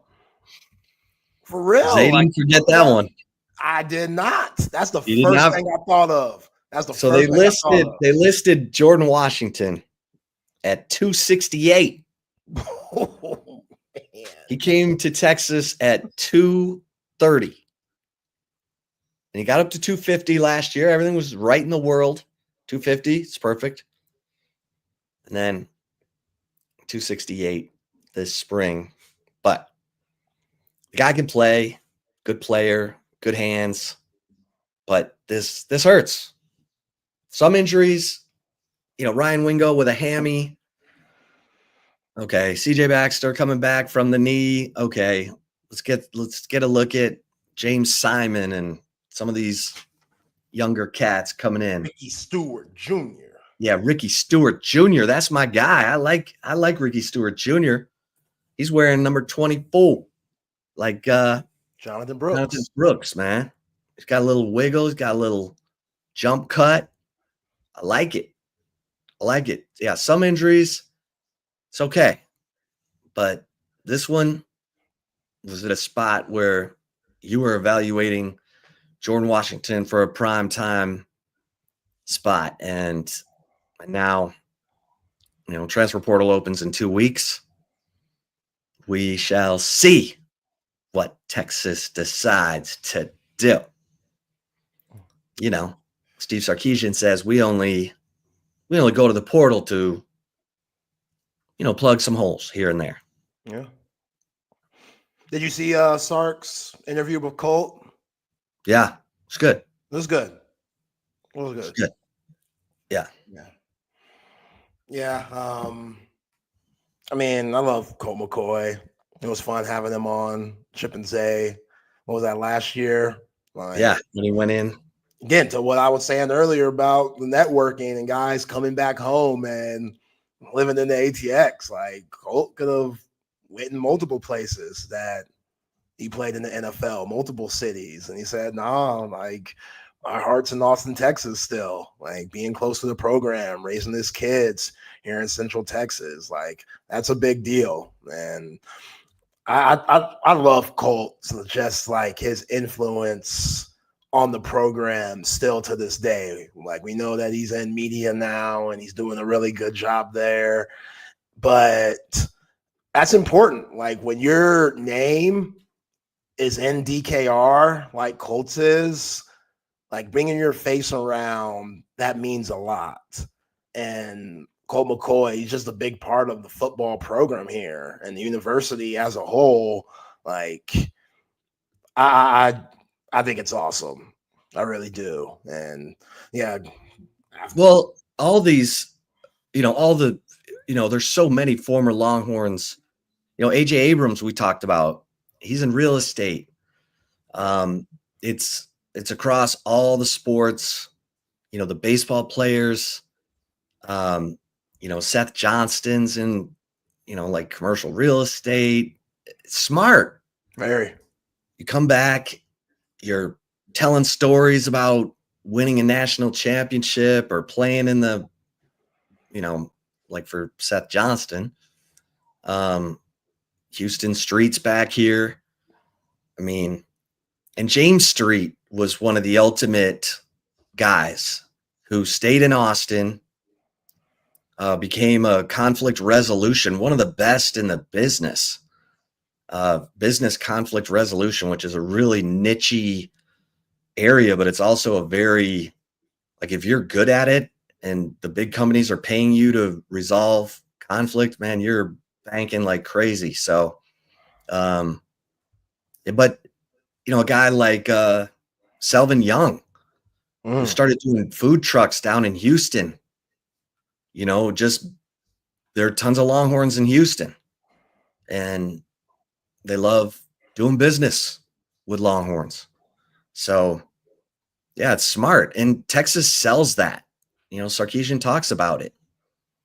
Hey, if you want to live in Texas, you probably want to come to Texas. Right.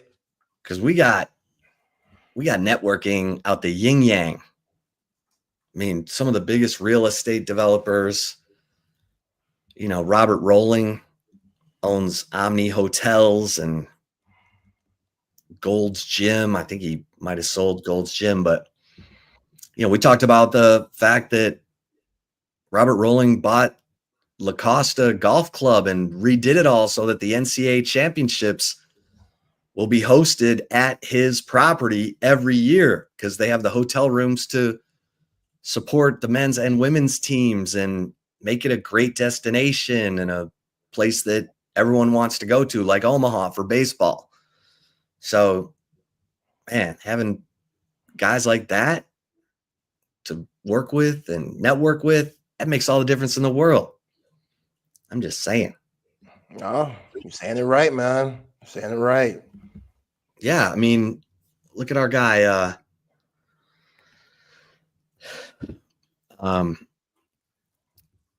Tucker Dorsey. He's in real estate now.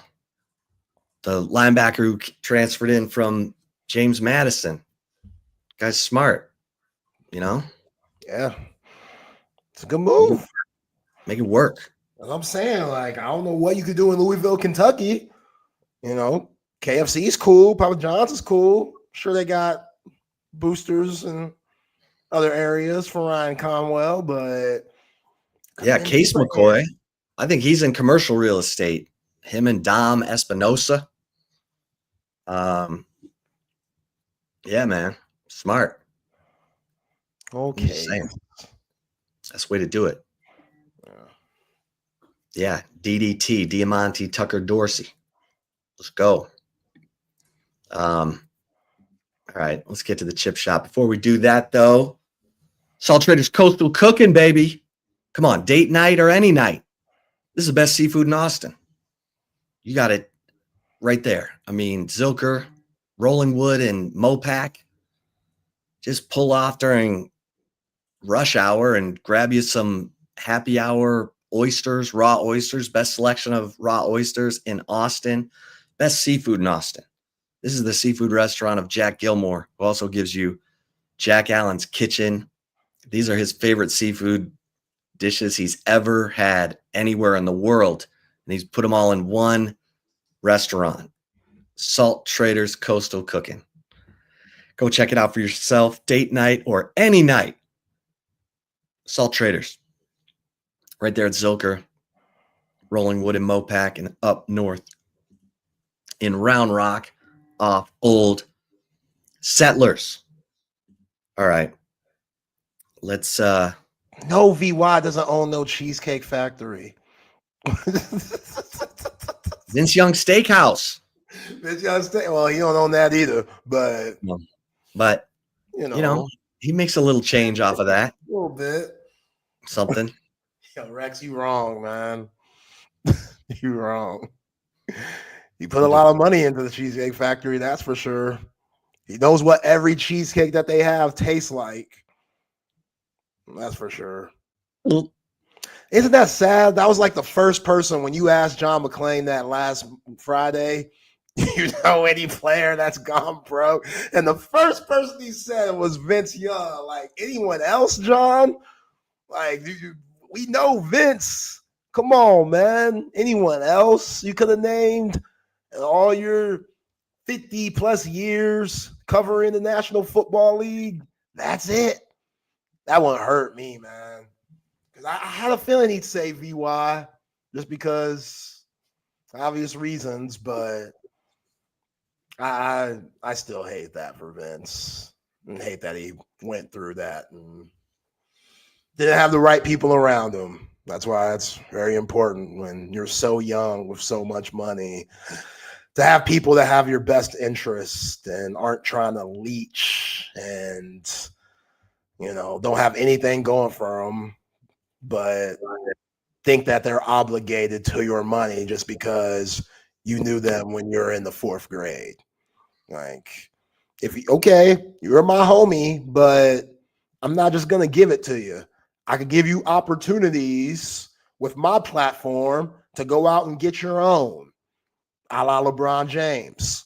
Say what you want about LeBron, the nepotism with his son, he ain't the GOAT compared to Jordan, all this stuff. Say what you want. But the way that LeBron put Maverick Carter and Rich Paul on, we've never seen nothing like that before. LeBron did it the right way. More guys need to take that approach. I'll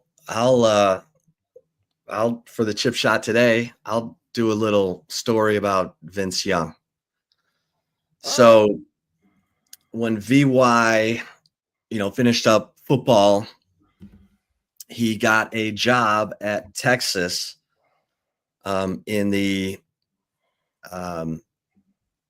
he was a development officer in the Division of Diversity and Community Engagement at the University of Texas. And VY was happy to have the job. It was paid him $100,000, paid health insurance, all that. But it was a lot of paperwork. It was, not the job of special assistant that Earl Campbell had. Let's put it that way. What was the difference? What did Earl do exactly? Earl just gets to be Earl at every event. There are a number of events per year where Texas would be like, hey, Earl, can you come out to this? Can you come out to that? And he would, because DeLost Odds made sure he knew that Earl Campbell was going to need health insurance, because the biggest sin of NFL owners, in my opinion, is they only provide health insurance for players for the first 5 years after they stop playing football, not the rest of your life when all those injuries come back to get you. And so DeLost Odds did that for Earl. And it's a $50,000 a year position, but it's really to make sure that his health insurance is covered. Oh. And so they give VY this job as a development officer with the Division of Diversity and Community Engagement. It's a lot of paperwork. It's a lot of meetings. And VY is like, what am I doing? And they ended up firing him. Damn, he got fired? Yeah, and it was embarrassing. Oh, wow. And VY was pissed. Like, what is this the best use of me? And so he went back down to Houston and was like, screw it. And Chris Del Conte went down to Houston and was like, hey, I want you to be a special assistant for me, and put him back on the athletic department payroll, not the university payroll. And a lot of these diversity and engagement departments are going away right now under different kind of leadership. So that was the right thing to do. Chris Del Conte made it a priority, goes down there, talks to VY and says, hey, I want you to be special assistant to me in athletics. And that's why VY's back in Austin, visible. You see him at games, you see him at big events, because that's where you need VY. You need him being visible in athletics, not stuck behind a desk filling out paperwork. So that was a subtle move that people don't really know about, that Del Conte, drove down to Houston himself, met with VY, said, hey, I don't know what happened, but I'm here to make it right. We need you. And you're bigger than life. And you're a huge part of the Texas Longhorn family. And it was at a time where, VY had a couple of tough headlines. I think you can Google it. Everybody can find it. No need to dredge it up here, but now he's in the right role. And I give credit to Del Conte for that, because that's one of those things, in addition to all the facility renovations, the great atmosphere around football on game day now with Bevo Boulevard and everything, and in-game drone shows, whatever. It's a atmosphere. There was no atmosphere before. It was terrible. And I'm not afraid to say it. They had a 60-page script of ads and bullshit that they would go through, and it made the games like, why did I come here? I came here to get away from commercials. I came here to have an experience. And Del Conte and Drew Martin, they get it, and they changed it. And yeah, Jetpack Man. Bring back Jetpack Man. I was just thinking that. Bring that back, man. My God, Steve Bring Patterson. That back. So that is the ultimate comparison. Steve Patterson's idea of sizzling up game day, in-game atmosphere, Jetpack Man. Chris Del Conte's idea of sizzling up game day, Bevo Boulevard, Smokies Midway, Longhorn City Limits, LED lights and drone shows. Oh my goodness, Jetpack Man was dope. Where's Jetpack Man? We need to get him on the show. We need to get him on the show, man. He was cool. He was cool. I thought he was gonna die. I thought he was gonna kill someone or himself. He was gonna kill someone or kill himself with his little jetpack going out. Can you imagine? Yo, why was that jetpack so janky? It looked like a dated one. Like, if we're gonna have a jetpack, we need top of the line, state of the art. Like that it seemed janky. Like the sound didn't sound good either. Oh my gosh. Every time the guy took off, you thought, oh my God, is this the day he dies? Is this? Yeah. We're going to have right. We're going to delay the game to scrape this guy off the field and send him to ICU. Kids going to therapy because they traumatized. Jetpack Man. What's wrong with you? I saw Jetpack Man die in front of me. Oh, it's terrible. What a time. God. That's a fitting example for where Texas football was at the time. That's for sure. Good grief. Let's get it. Before that, though, got to get to these amazing sponsors of ours like Leaf Landscape Supply. If you're looking for top-of-the-line, trendy house plants, large quantities to fulfill any landscaping job, they're your one-stop shop for everything you need. When it comes to specialty plants, rare plants, doesn't matter. Leaf Landscape Supply is the place to go to. One's right down the street from where I am off of Pond Springs Road. Love that location. But if you're down south, go visit the other location off of 290 and Monterey Oats, a full-service wholesale and retail plant nursery and landscape supplier here in the ATX. Go visit their website at leaflandscapesupply.com and see everything that they have to offer. And remember, when you go in and you make a purchase, let them know the boys at Texas Sports Unfiltered put you on and you get 10% off. Can't beat that. 10% off if you mention us, your boy Zay Collier here at TSU at Leaf Landscape Supply.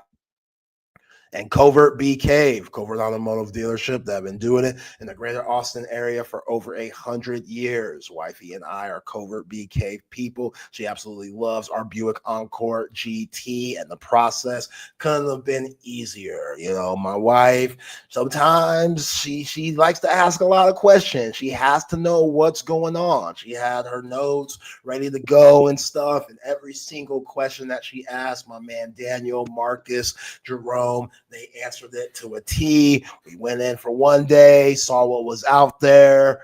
She drove a couple, came back the next day and bought our Covert Bee Cave Buick Encore GT. And it's absolutely amazing. 7 terrific brands to choose from: GMC, Buick, Ram, Jeep, Dodge, Chrysler, and Cadillac. New pre-owned vehicles, doesn't matter. They have both. Go visit their website at covertbcave.com to see all the latest specials and inventory. Nobody beats a Covert deal. Not now, not ever.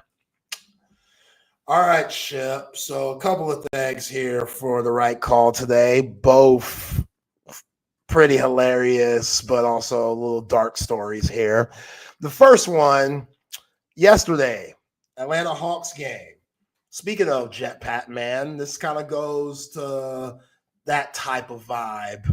But you know how any type of basketball, football, baseball, doesn't matter, any type of sporting event, when there is a timeout or something, they like to have events with the fans. For basketball, they like to put the fans out there to do certain drills for a prize. Maybe it's a certain amount of money. Maybe it's a gift card to the local grocery store or fine dining establishment. But either way, the Atlanta Hawks, they had theirs yesterday, where 2 fans, one on each goal, had to go through certain drills, and they were competing against one another. Well, it didn't go well. And BK, don't worry, this is a bootleg version of somebody recording it from their TV. So YouTube, they can't get on us because it wasn't the actual broadcast. But it didn't go very well. I'm going to have to show you right here and show the folks of what happened last night in Atlanta, Georgia at State Farm Arena. And then they are ready for this 5-ball change tic-tac-toe game. Now, this is a basketball game, so we had to add some basketball in it. They have to make a layup in order to get a game piece. Once they grab their game piece, they'll place it on the board, and the first to get all 5 game pieces or tic-tac-toe will be our winner. So, James, Daz, are you ready? All right, then tic-tac-go!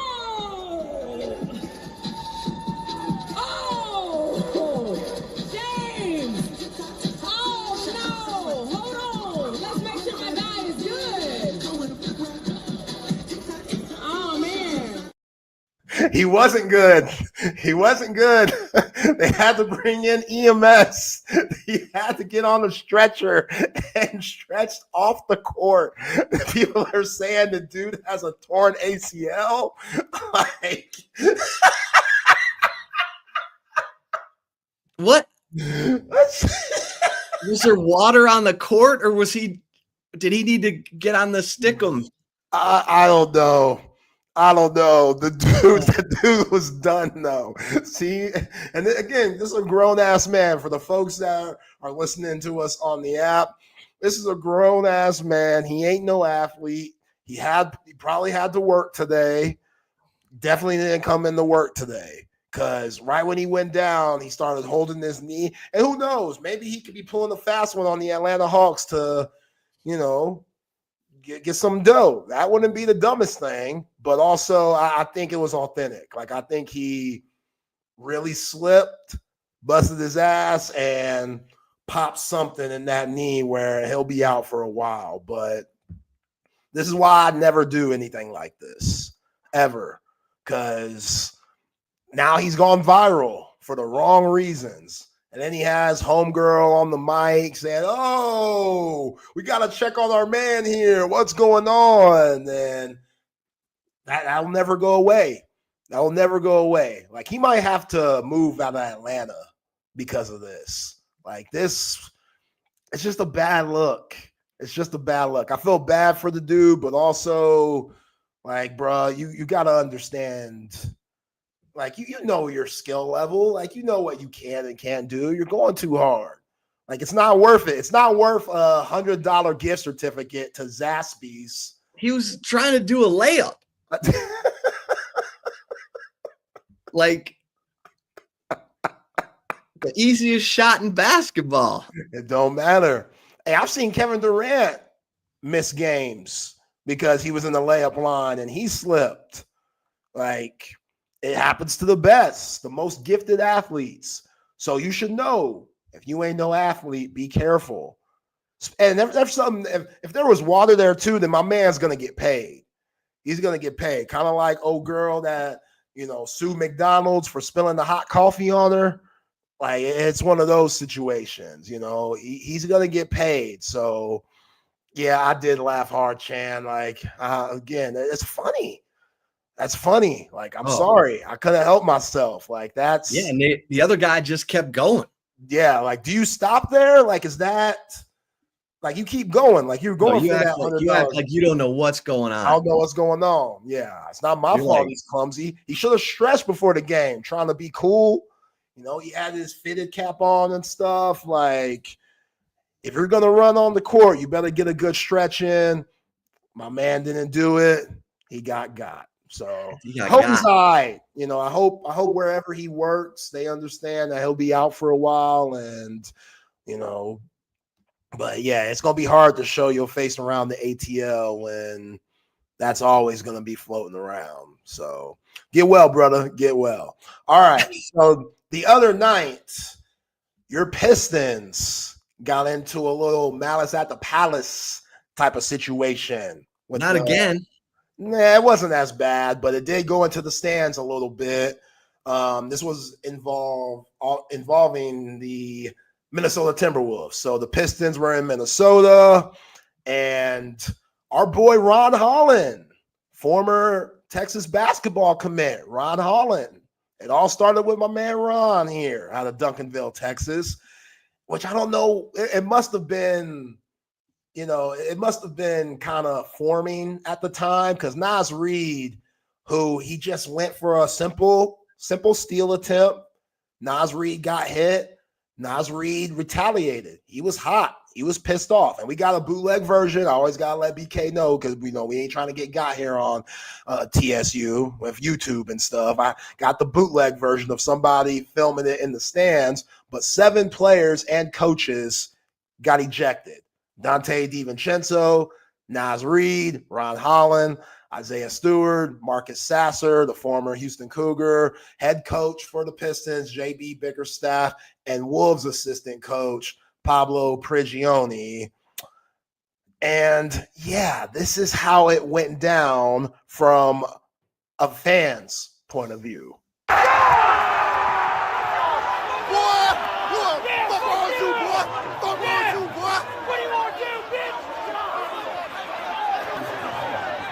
Boy, you not like boy. So the fan that was filming was ready to fight. And yeah, like all I hear all the time is NBA players don't want to fight. They don't want to scrap. I like that. We need that every once in a while. I'm not saying all the time, but especially the Pistons. Like we need that from Detroit. Like Rick Mahorn and Bill Lambier and all those guys, Joe Dumars, they're somewhere very proud watching that whole fiasco go down, And there was a fan that was right in the midst. Like there was a fan that was right there that was just kind of balled up while Dante DiVincenzo was flying at him. And everybody knows Isaiah Stewart is an absolute nut. That dude, he's one cuckoo over the cuckoo's nest there. But yeah, I like that, Chip. Sometimes you got to squab it out. It's okay. Let them fight. Like these grown-ass men competing. Sometimes it has to go down. Damn, 25 years ago, Kobe got the 2-piece combo from Chris Childs. That was an interesting moment. Yeah. Yeah. Half the time, these punches never land, but in that fight, they landed. See, Isaiah Stewart, man, he's so damn crazy. He was reaching and grabbing on the groin area and stuff. Like, come on, bro. There's a certain code here. Like, I understand that, do whatever it takes, but once you start going for the junk and stuff, like, have a little bit of class, just a little. But yeah, I don't know. That's what you hear about the football piles. Yeah, guys be going after each other's junk when they're down at the bottom of the pile. Classless, man. Classless. Come on, man. Yeah. What are we doing? Let's bring in the open gym, guys. Time to open up the gym, baby. No, you got it. Hey, there we are. There we go. It was like a fourth grader driving a stick shift there for a second. White guy with a headband. White guys with a headband should be outlawed in basketball. There's nothing but trouble. Every time Dante DiVincenzo started that fight, he continued that fight, and then he walked away as soon as anybody got in an actual fight. That dude talked so much trash, and then you see him the one who's like, oh, I'm not getting suspended. I'm not getting suspended, and like pushed himself away from it once he saw it coming. But if you watch like the up to it videos, he's talking trash like hardcore the entire game and just cussing at people, just like F you, you effing suck. You suck. You can't play me. And you're like, all right, you get that. But then when you go after people after that, they're gonna come back at you, and you got to go at them. But yeah, white guys with headbands, man, every time. DiVincenzo's still mad he got traded from the Knicks. Yeah, that's not Italian in them too. Them Italian dudes, man, they get into that mobster mode, and it just comes out. It's just in them. I like that. I need that. Don't try and take Padula away from me, Patrick. He's all I got left. I'm with you, man. I love Austin Reeves, all them white kids with headbands. I can't stand them. They just end the game and then go back and put on khaki pants and stuff. I can't stand it. Come on, man. Come on, PD. White guys sweat too. I don't know. I'm fine. Yeah, but there's plenty of white guys without headbands. They're fine. Perfectly normal members of society. White guys with headbands. You watch me. I cross the street when I see a white guy with a headband. I don't want to be around them. I love it. Appreciate you guys. Cheers. We'll see you again tomorrow. I always appreciate Zay and Chip there hanging out. He'll get off there. He figures it out. There he goes. All right. We got it. Welcome into Open Gym here on Texas Sports Unfiltered. Here on Open Gym on Texas Sports Unfiltered. Myself, Patrick Davis, alongside Matt Galatzan from Texas Longhorns on SI. Getting into more transfer portal news today. The fun news out of College Station, which is just hilarious, that we'll get into. I just got signed out of my schedule of what we're going to talk about today. It's always nice when that happens right when the show starts. We'll get into all that. Some more mock drafts, some more college football, some more Texas football. We'll get into all that today. But it is, white guys with headbands, Matt. I'll tell you every time, white guys with headbands. They're just a real problem in society. Man, I remember when I played church league basketball in high school, everybody dressed ridiculous for the most part. So I had like a headband. I had the arm sleeve. There was one year where I even did the Allen Iverson finger sweatband for a couple games. I mean, it was glorious. See, this is the problem: is my head's too big. So I think if I ever wore a headband, and I sweat a ton, so anytime I ever tried a headband in my life, when I took it off, it was never getting back to what it should have been. Like that headband was done. You had to basically new headband every time. So it was like, I'm not, and it also didn't look good. It never looks good. You never look tough in it. It always makes you look like 10, 15 years younger than you are. Like every time I see the kids playing in it, you see like Padula or somebody, you're like, dude, are you a middle schooler?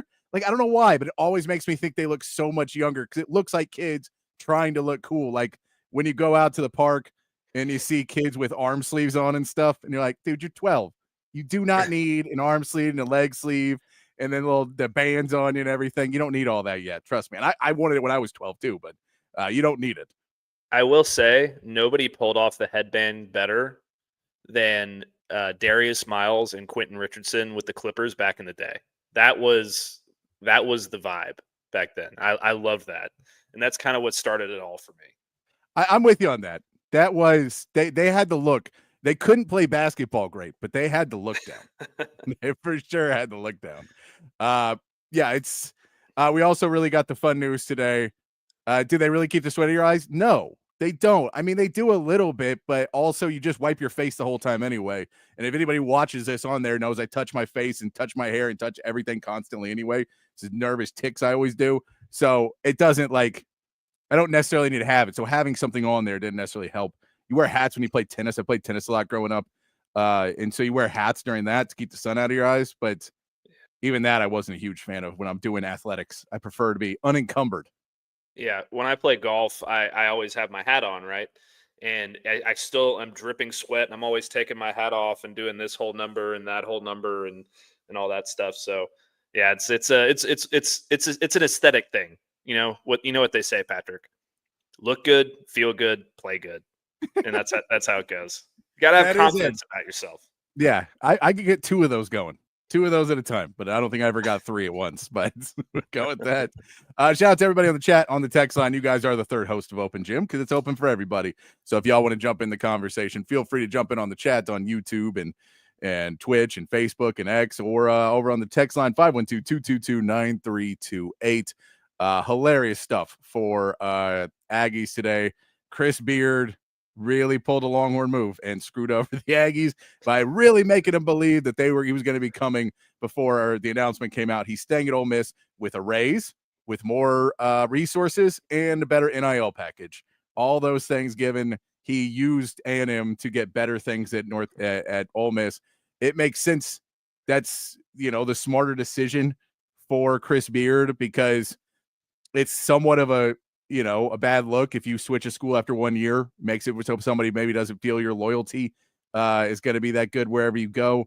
And and I would tell Aggies this: if he went there, he wasn't probably staying there either. He was going to use that for another stepping stone. He was just going to use it to get more money and have a better chance in the transfer portal. But I think he would have still gone there. Yeah, so I like where Aggies fans have the confidence to think that they can get anybody they want. And I respect it. I admire it. But listen, it doesn't matter if it's your football program. Doesn't matter if it's your basketball program. Doesn't matter if it's your beloved baseball program. A&M is a stepping stone university as a coaching spot. It always has been. It always will be. R.C. Slocum ain't coming back, folks. I'm sorry. But here's what I will say about Chris Beard. He took just a page out of Lane Kiffin's book when it comes to what he's doing over there. So every single year at Ole Miss since Lane Kiffin has been there, he has been rumored for another job. It's Florida, Miami, whatever. I think he was even mentioned with Alabama this past year at a certain point. And every year it seems like, Lane Kiffin gets an extension, gets a raise, gets a better NIL package, gets everything he needs to go forward, gets a little bit more money. And I think Chris Beard kind of had the same idea. He probably texted Lane, was like, "Hey, it's my turn. Do you think I could pull this off?" He was like, "Hell yeah, brother, let's do it." So, and listen, Oxford is a very, very fun place to be. I think for him, it doesn't come with the heavy expectation that like a Texas job did. So that's probably a little bit easier for him as well.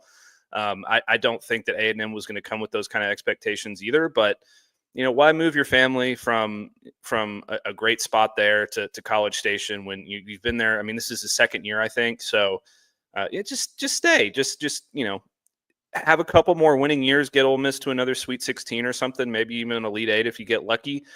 And then maybe in a year or two, North Carolina is open or another bigger job is open that's actually a destination job as opposed to A&M, which, would be better for his career in the long term. But he pulled one over on him. It's a great job by him.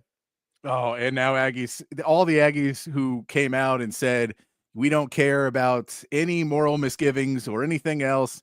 And we saw them start to rationalize it with the DA the DA pressed no charges, so nothing happened in the eyes of the law. So in our eyes, we're legal people. We assume that nothing has happened either. All that talk that came out from the Aggies, now they're having to go back on it. I'm sure Chris Beard is a scumbag again, and they're ready to get mad at him again. And it's funny. It's funny how 2 years can change the narrative on somebody who used to just absolutely trash any chance he could get. It's funny how that works. It's crazy. But yeah, he ends up not going. And it was funny because the reports he played it well because I mean it kept getting more and more serious to where you would get reports from the Aggie people that said it was happening, but then you got reports from outside of the Aggie world that it was more and more likely. And then of course he decides to head back, stay at Ole Miss, which is and look, that's a good thing for the Longhorns too, because it also means, I mean, in college basketball recruiting, you're still recruiting everywhere, but to have an in-state rival that is recruiting against you, that is Chris Beard, it's probably nice to not have that in Texas, at least, to not have someone just right down the road from you. So I think that's probably a decent thing. We did also see that Nick Cody has officially posted the graphic that he is back. We'd heard all the reports that he was coming back, but Nick Cody has made it official now. The first Longhorn to officially say that he will be coming back is Nick Cody. We still believe that Kendall Weaver is on that path. Jordan Pope, we haven't really heard anything, but there's been some speculation that he's on his way back. I've read more and more that Tremont Mark does have another year of eligibility, which I did not think he did. But apparently he's got a COVID year still. He's played 5 years of basketball, one game a medical red shirt for. So you assumed that he was done, but no, they're going to give him, they say he's got a COVID year, so he technically could come back as well. Which he had surgery today too, I believe. He did go in and had surgery today as well. And all that is great. None of it, like I like Tremont Mark, but when you've got Dalen Swain, it is somewhat of, Tremont Mark is a better player right now than Dalen Swain is, but overall, what you need to do, what I saw last year, where I don't want the ball to be in Tremont Mark's hands, I prefer him not to have the ball in his hands and have a real guard that can do that. So if that's the case and he's not going to try if he doesn't have the ball in his hands, then I'm not huge on him being one of our best players. But that's just because of what happened last year. Maybe things would be different this year. Maybe they could find a better way to make it work. Same thing with Jordan Pope. If they just didn't fit. And so maybe if there's other pieces, but I still need to see somebody over 6'8" on this roster. I want to see some bigs come in. Ryan Conwell as well. He went to Louisville, signs with Louisville. So he is out of the running for Texas. This wasn't a huge shock. The Dalen Swain thing I thought was more of a lock because Dalen Swain was recruited by Sean Miller out of high school. He has been with Xavier and Sean Miller for basically his entire college career. There's much more of a commitment to Sean Miller and his style of coaching. That's where he wanted to go and be built up. Ryan Conwell has played at a different school every year. So I'm sure he likes Sean Miller, but I don't think there was that level of commitment to Xavier or to Sean Miller because of he just is somebody that is more of a freelance guy and will go where he wants to go and where he feels he can fit in and play the best and have the best chance to win. So he did not feel that was going to be Texas. He wanted to take another step in his career, play with a different coach. And so he ends up going to Louisville. No hate on that. I would have loved to have him on the roster, but I don't think he's a make or break player either. So, I would have loved to have him, but again, he's not getting me. He's not a Sweet 16. Oh my God, we got this guy. He's got to go. Like, we're going to go now. No, he could be another good player on your roster. Really good player on your roster. But I mean, he again should have been the second or third option. Right. And it makes you think that, first of all, Louisville's a basketball school. Like that's one of those places where, it's not Kentucky necessarily, but it's a very big basketball school. He'll have a chance to be a big time player there for them, which is great for him. But I totally agree. This is his fourth team in 4 years. I don't think he had that much loyalty to Sean Miller at the end of the day.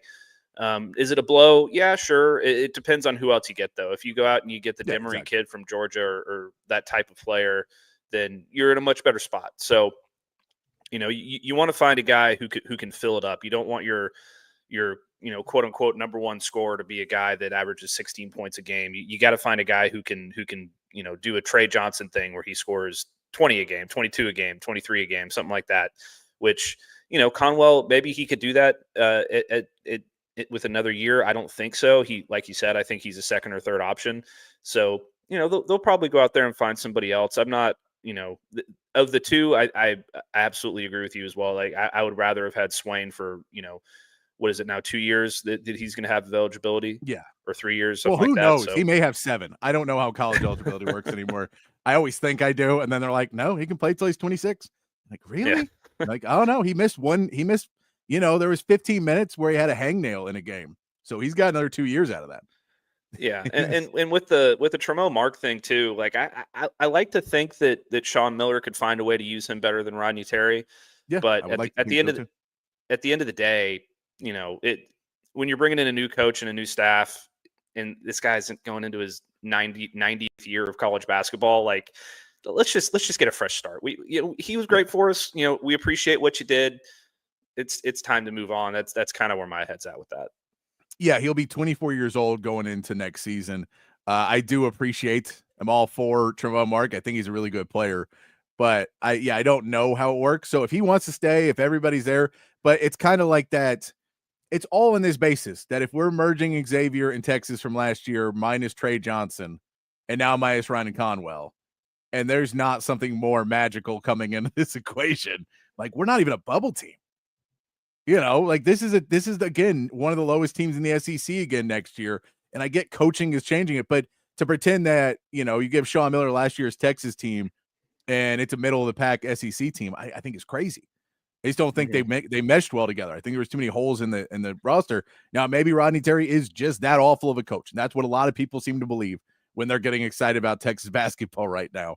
But when you know about what's in the budget, how much some of these guys may cost, if Tremont Mark or Jordan Pope is giving a discount to stay here, if they're saying we're fine staying for what we got and we don't want a big raise or then maybe that works. Maybe those are the right guys to bring on the roster. But again, it comes down to, at the end of the day, how much money are we really willing to spend? Are we trying to be a team that's competitive in basketball in the SEC, or are we not? And that's what I'm waiting to see. Because right now they didn't pay Ryan Conwell, which is fine. I don't want to overpay for a Ryan Conwell. I'm fine with that, but it's the same part. You didn't pay him. So, he went somewhere where he could at least get more money. And I'm sure there's other reasons, but we know he got a bigger bag, most likely to go to Louisville. Or because if they offered him the bag here, I don't know if he would have left. They paid for Dylan Swain. They got him to come in. You got Nick Cody to come back. But I've also we see some some names that they're starting to go back and start trying to recruit again. A couple shooting guards that they're starting to look at, and guys that have got out of commitments due to the fact that they were their coaches changed, so they were able to get out of commitments. But there's a lot of that going on. We also saw that Magoon Gawath, the player that we have mentioned multiple times as a center, that's an interesting guy out of San Diego State, the 7-footer, is returning to San Diego State. He made that official today that he is going back to San Diego State. So he is now off the board. They apparently put together a good enough package for him. And I think the real selling point they gave him was he went to other teams and they pitched how they were going to use him. And it was much less more developmental for him and much more of what we need to fit you into. And what San Diego State sold him on was, we're basically going to prep you for the NBA. That's what we're going to try and get you ready. You're going to play all the minutes. Everybody else said you're a 20-minute guy, maybe 25 minutes a game. We don't want you to play 30 minutes. We don't want you to be out there. You're going to be exposed at points. So we want to build you. San Diego State could offer him some other things. Now, whether that comes true or not next year is anybody's guess. That's kind of how college basketball works. You promise everybody they're going to get shots up. And if they don't move without the ball, they don't play defense, they don't do that, they don't get shots, right? So we'll see what Magoon Gawath gets, though. But he ends up getting enough package to go back to San Diego State. His name is now off the board of one of those 7-footers that we've talked about. But it's, there's still plenty more out there.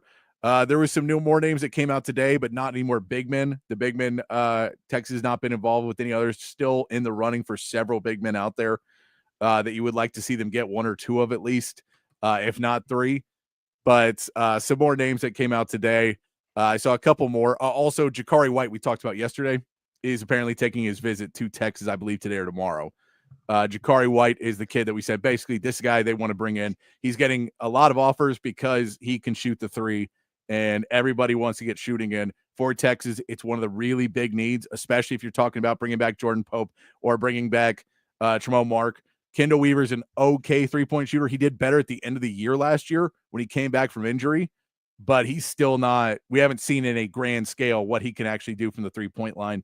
Dalen Swain is not a three-point shooter, at least not yet in his career.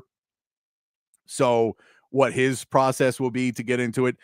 And a lot of these guys we're scouting, they're okay 3-point shooters, but they're guys who want to attack the rim. And there's a lot of these guys who are just scorers, especially the guys at lower levels. They're just kind of scorers, which is fine. But if you've got 5 scorers, all you got to do to defend a team like that is sit under the basket. You sag off everybody and you tell them to shoot threes. And it becomes really easy to defend teams that don't have really good 3-point shooters. So you need to get some more guys who can shoot the ball. Ryan Conwell was a good 3-point shooter as well. So that's one. But Jakari White will be coming to Texas. That's when you'd love to see that, not let him get off campus. You'd love to see, because he's one of those guys that's probably not super expensive, probably not, one of the, he's sought after. But if you find the right role for him, just pick up a shooter right there. I would love to see that one. He'll be coming into camp, coming into to Austin here in the next couple of days. A couple names for you that I've seen popping up for Texas basketball. Jaron Pierre Jr. Plays for Jacksonville State. He's a 6'5" senior guard, 21.6 points per game, 5.5 rebounds per game, 3.8 assists per game. He's a 38% 3-point shooter, so pretty good 3-point shooter.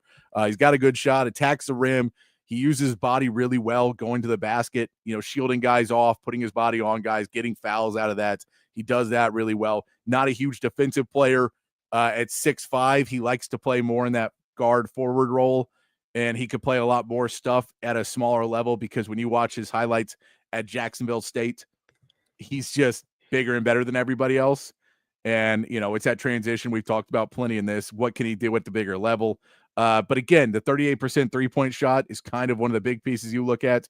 Is he somebody that can come in and get you some buckets on the outside as well, and then be an energy guy off the bench? And then, see where it goes from there. If he steps his roll up and whatever else, you look at it and it goes back to that Kendall Weaver. Kendall Weaver was supposed to come in and fight for some minutes.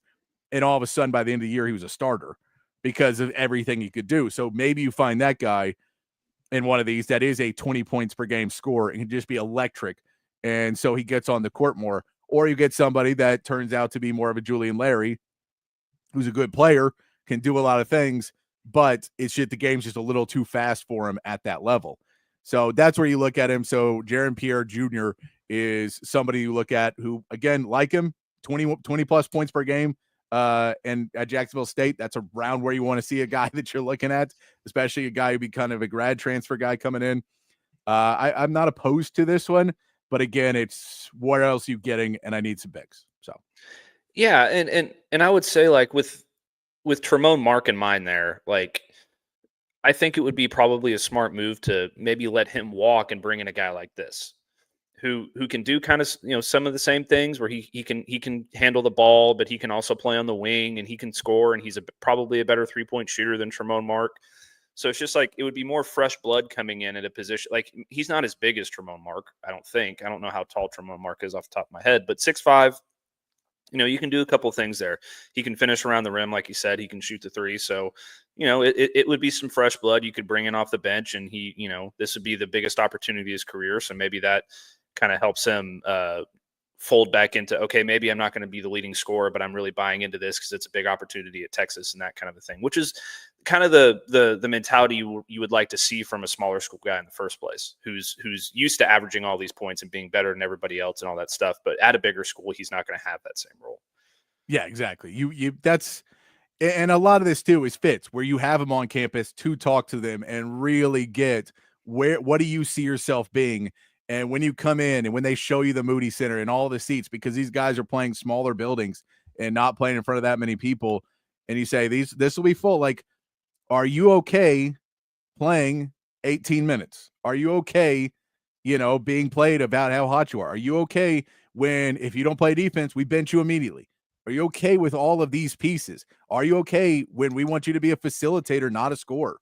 All of those pieces have to go together before you go after a guy like this, because he may say, I can wait until a little bit later in the portal and pick a team that doesn't have scorers yet and doesn't have somebody, that went out and got defenders and didn't necessarily go out and get guys who can create with the basketball like I can. And I can still go to a group of 4 or a group of 5, and I can go to a power 4. I can go to one of these schools that's a lesser school and put up 18 points a game and have a chance to go pro, and have a better chance to go pro and get seen than going to a Texas where to really compete in the SEC, you don't want me to be the everyday player because I'm going to have 6 or 7 turnovers in a game, and I'm going to have games where I shoot 2 for 20. And I'm going to have those games, and it's just going to be more difficult because I don't necessarily have the skills I need to have to be able to play at the highest levels. And so I'd rather show that off and improve. Those are all questions you have to ask when you bring these guys in and have those real conversations while you're still trying to sell them on the school. But you're trying to sell them on the fact of we want to compete for big wins.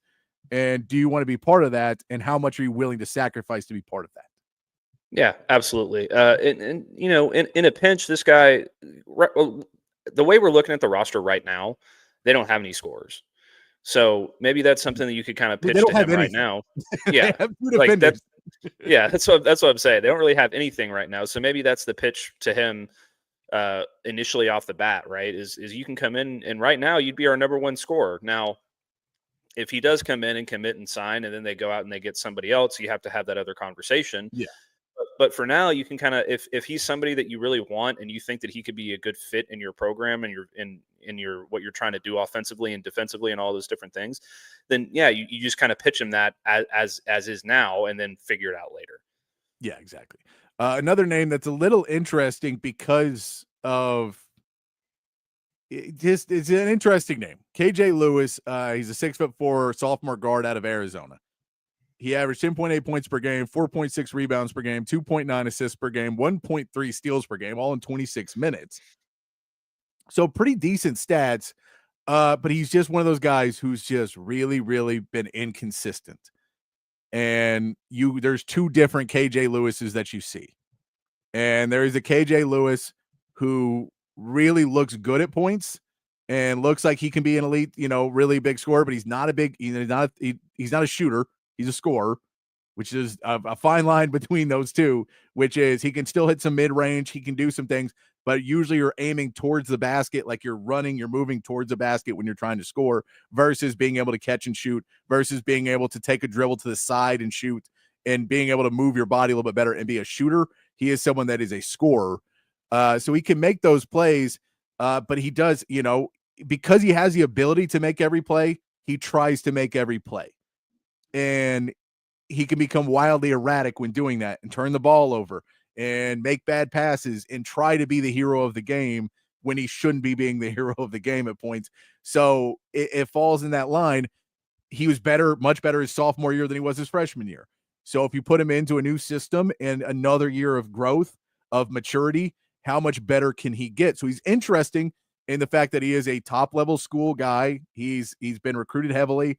He has a ton of potential and ability, but are you going to be able to get the guy enough times that is the guy you really want versus the guy that you really don't want, who's 3 or 4 turnovers that you have to put on the bench because he's just kind of playing erratically, and the more he gets in his own head, the more he's going to get in his own head.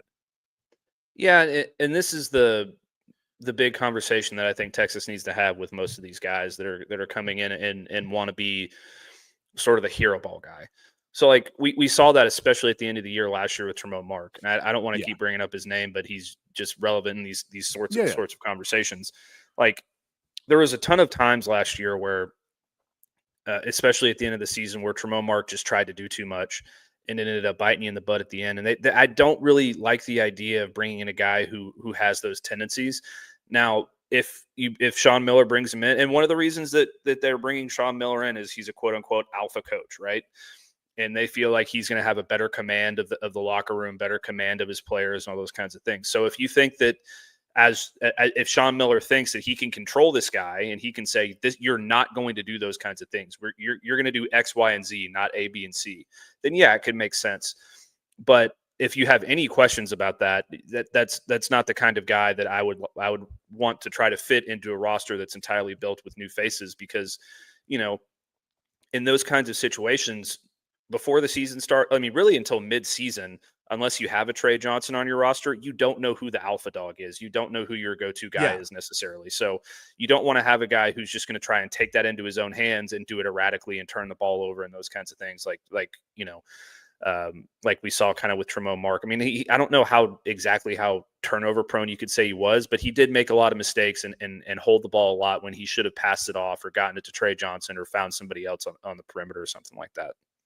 And that's kind of the thing. You look at a KJ Lewis, and he plays more off ball, but he does have some handles. He's a pretty good passer. And you say, can you put him into a position where he does become the more primary ball handler up a court, and you put him into an offense? And again, the Sean Miller offense, you don't necessarily have to have a guy sitting with the basketball like we've seen the last couple of years where he's trying to find the right piece. A lot of times you dribble up and the ball starts moving, and you're trying to, pass the ball around a little bit more and go into places. If he can do that at 6'4", it really opens up some more things for you. But if he is a shooting guard at 6'4", now you're having to slide up, you're having to slide up Swain, you're having to slide up Kendall Weaver, you're having to slide some other guys up a position. And that's when you start to get a little bit smaller. You don't necessarily want to do that in SEC play. You'd like to stay as big as you can get. So when you start playing those 4 guards, now you'd be a lot faster. And some coaches want to do that. Some coaches want to get out and run. So they have one big man and everybody else is small.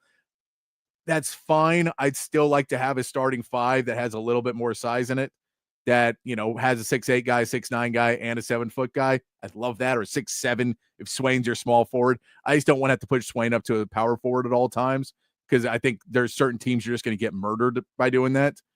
And especially once you get to the tournament and guys are able to play, different styles of basketball, it'll just kill you some of these games. So I'd like to be able to have that.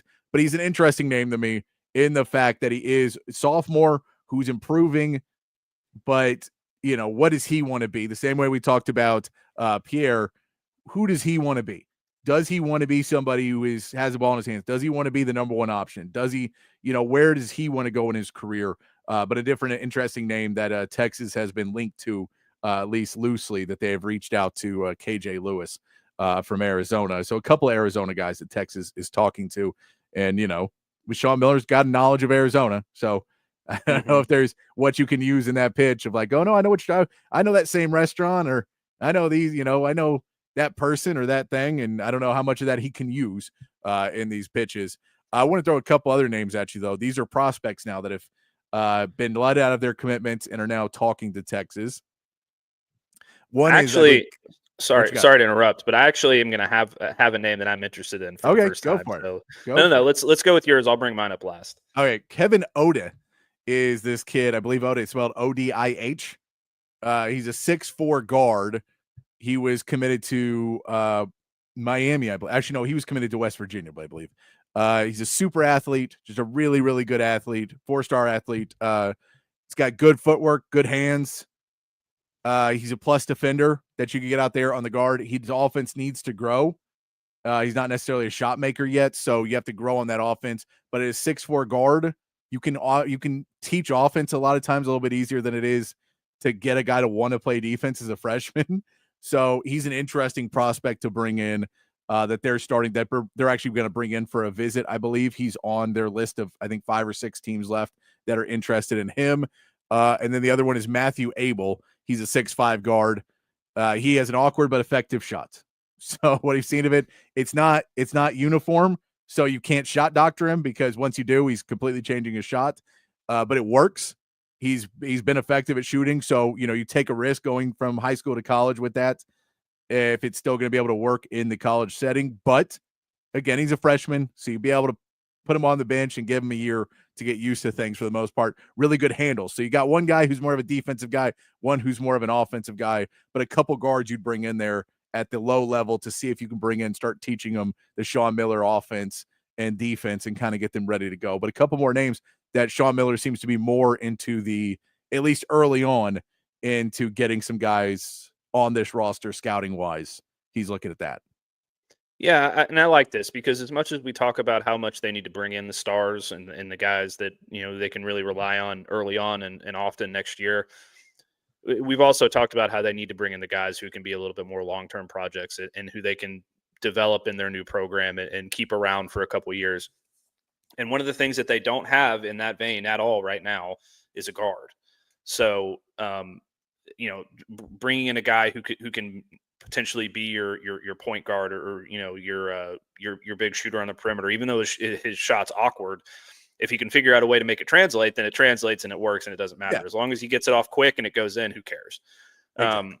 If he makes it to the NBA one day, then he can figure that out in the NBA. But if it works in college, it works in college. Who cares? So I like both of those shouts. They need to get a guard that can be there for a while. You can't, as much as you want to just be able to hit the portal every year and find your true guard, you got to have guys you can keep around in case that doesn't work out. So I like both of those options. Yeah, no, and I think you still need to go out and get prospects. I know it is in today's, fans are especially getting upset with it because there is the world of why are we spending 2 to 3 years on somebody and they never play for us, or they never, by the time they get there and, you get a sight of it. Like Devin Pryor is that example of we spent all this money and time to develop a guy and then he walks away. Why should we ever get even recruits? Why should we even care about high school scouting? Just go in the transfer portal. And there's a couple reasons why you should.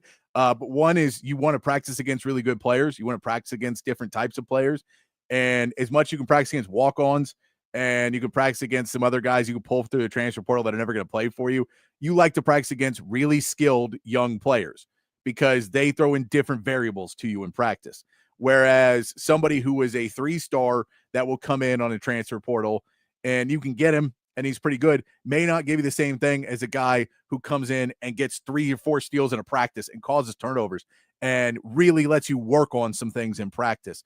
Or someone who just starts lighting up threes and lets you really work on closeouts because this guy's actually killing you. Because you can teach closeouts, but until someone's just lighting you up, you may not have the same instinctual feeling of I don't like how this feels. And so in practice, you want to have those really talented guys that we know in a real game and everything else may not be able to cut the mustard. But at the time in practices, they're very, very helpful. Plus, sometimes you do keep those guys. Sometimes they do stick around. It's way less than it used to be. It's way harder to build, but you like to have those guys brought in for that purpose as well. You also want to keep a hand in prospect scouting and in high school scouting because there most likely will be a change to the way things are right now at some point in the future. In the next 5 to 10 years, there will likely be something where they say this has got out of hand and we want people to, we don't want multiple transfers. We don't want the 3 to 4 transfer guys anymore. So it'll make it so more and more prospects will stay at the schools they're at, or putting salary caps so it's not just such free reign in the transfer portal. When that happens, once again, high school scouting will be very important. And if you don't have your name out there, and if you're not actually going to these high schools and talking to the coaches, and you're not talking to and keeping you relevant in that and having the staff to do it, then you're going to have to figure that out on the fly. So there's more reasons than that, but there's plenty of reasons that you want to keep trying to bring in young talent to try out and to practice with, to play with, and maybe you strike gold. Really, the best case ever is we found somebody that we thought was special. We kind of hit him away because we didn't know what we had. And then he turns out that he has that growth spurt where he's 6'6", and we kind of knew this guy had talent, and now he's 6'10", 6'11", and now we got a beast on our hands. That's kind of where you hope that happens every once in a while too. So you just have to keep doing it. I'm happy they're going into it a little bit more than it looked like Texas was before. I think Texas wasn't because the NIL wasn't there, and you were just short on trying to put anybody in. And you said, we got to create a roster. And if we have $12 million to create a roster, I don't have another 3 to 4 to go and get high school kids. And I need to have something to go offer these kids and their parents because they're getting offered somewhere else. So we have to figure that out. And now maybe you're getting a little bit more of that money being spent on the high school edge. And hopefully it'll all work out. I still just want to see the money come. I just want to see it. Just show me the money over and over again. Say that. That's what I want to see for Texas basketball to get me excited. But that's why you want to start looking at some of those high school kids some more. Yeah, absolutely. Should I bring up my my transfer that I found? Okay, so I'm not sure if Texas has contacted this guy or if he's even interested in Texas, but he just popped into the portal today, or he's planning on popping into the portal. It was reported today that he plans to explore it. I will preface this by saying he tore his ACL last year, so he is going to have to recover from that. But Jaden Quaintance of Arizona State. So coming into he was a freshman last year at Arizona State. He was for On3, he was a 5-star plus recruit, number 7 player overall nationally, number 1 center in the country. He is 6'10", 225. Last year, he averaged 2.6 blocks per game. I just accidentally exited out of this. Let me pull back in real quick. he averaged, so he was Big 12 all freshman and all defensive teams a couple times. He was only the 5th player in the conference to hit those marks. He was originally part of John Calipari's recruiting class at Kentucky, but then Cal went to Arkansas. He opened things up, went to Arizona State, averaged 9.3 points, 7.8 rebounds, 2.6 blocks per game in 29 minutes, and now he's expected to go to the portal. 7'5" wingspan. It says he has freakish athleticism and two-way instincts. He won't be cheap. Also considering his delayed start due to injury. Obviously how long it takes for him to recover is one thing, but listen, it also it says that he's expected to be a top 10 in a lottery pick in a 2026 NBA draft if he keeps progressing. So this is a guy who, if you can get him healthy and he can be around for a year, like this is, and again, he's a freshman, so he could potentially keep growing and he could get up to 6'11", 7 feet potentially. This is a guy that you can maybe, you can really do something with. He's at a position that you desperately need. He's 2.6 blocks per game is a lot, especially in 29 minutes. These are all the things that we've been talking about, and he's young. So we'll see if Texas gets in on him. I'm sure that he's going to have offers from everywhere just being thrown at him as soon as his injury stuff gets figured out. But this is a name, again, you want to see Texas at least try to get involved here. No, I agree 100%. Yeah. I mean, he's, I think, 17 years old still. Mm-hmm. He reclassified from the 2024 to the 2025 class. So he's young. He's young, could still grow at 6'9" and huge wingspan, 6'9", 6'10", could still grow a little bit more. Those numbers are really, really good. I haven't watched a ton of game film on him. But if we, but I like those numbers. You would assume Arkansas is going to go really, really heavy on him.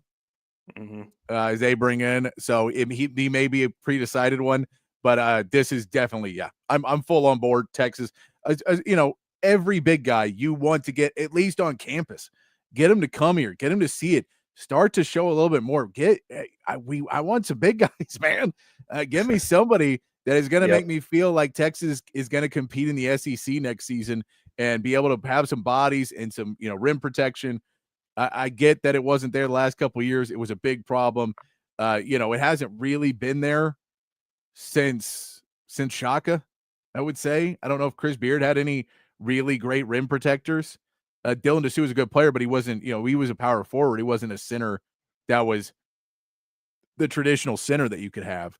So I don't know who the last one would have been. I have to go back and look at the rosters. I'm sure there's somebody I'm missing. It is just me, obviously. Jackson Hayes. It feels like Jackson Hayes. I was gonna go as far back as like, man, I'm being hyperbolic here, but it's like, man, it feels like Chris Mim was the last one. digging deep in the book. Digging deep in the book. Yeah, I always remember seeing Chris Mim around town. Hard to miss guy to miss around town. I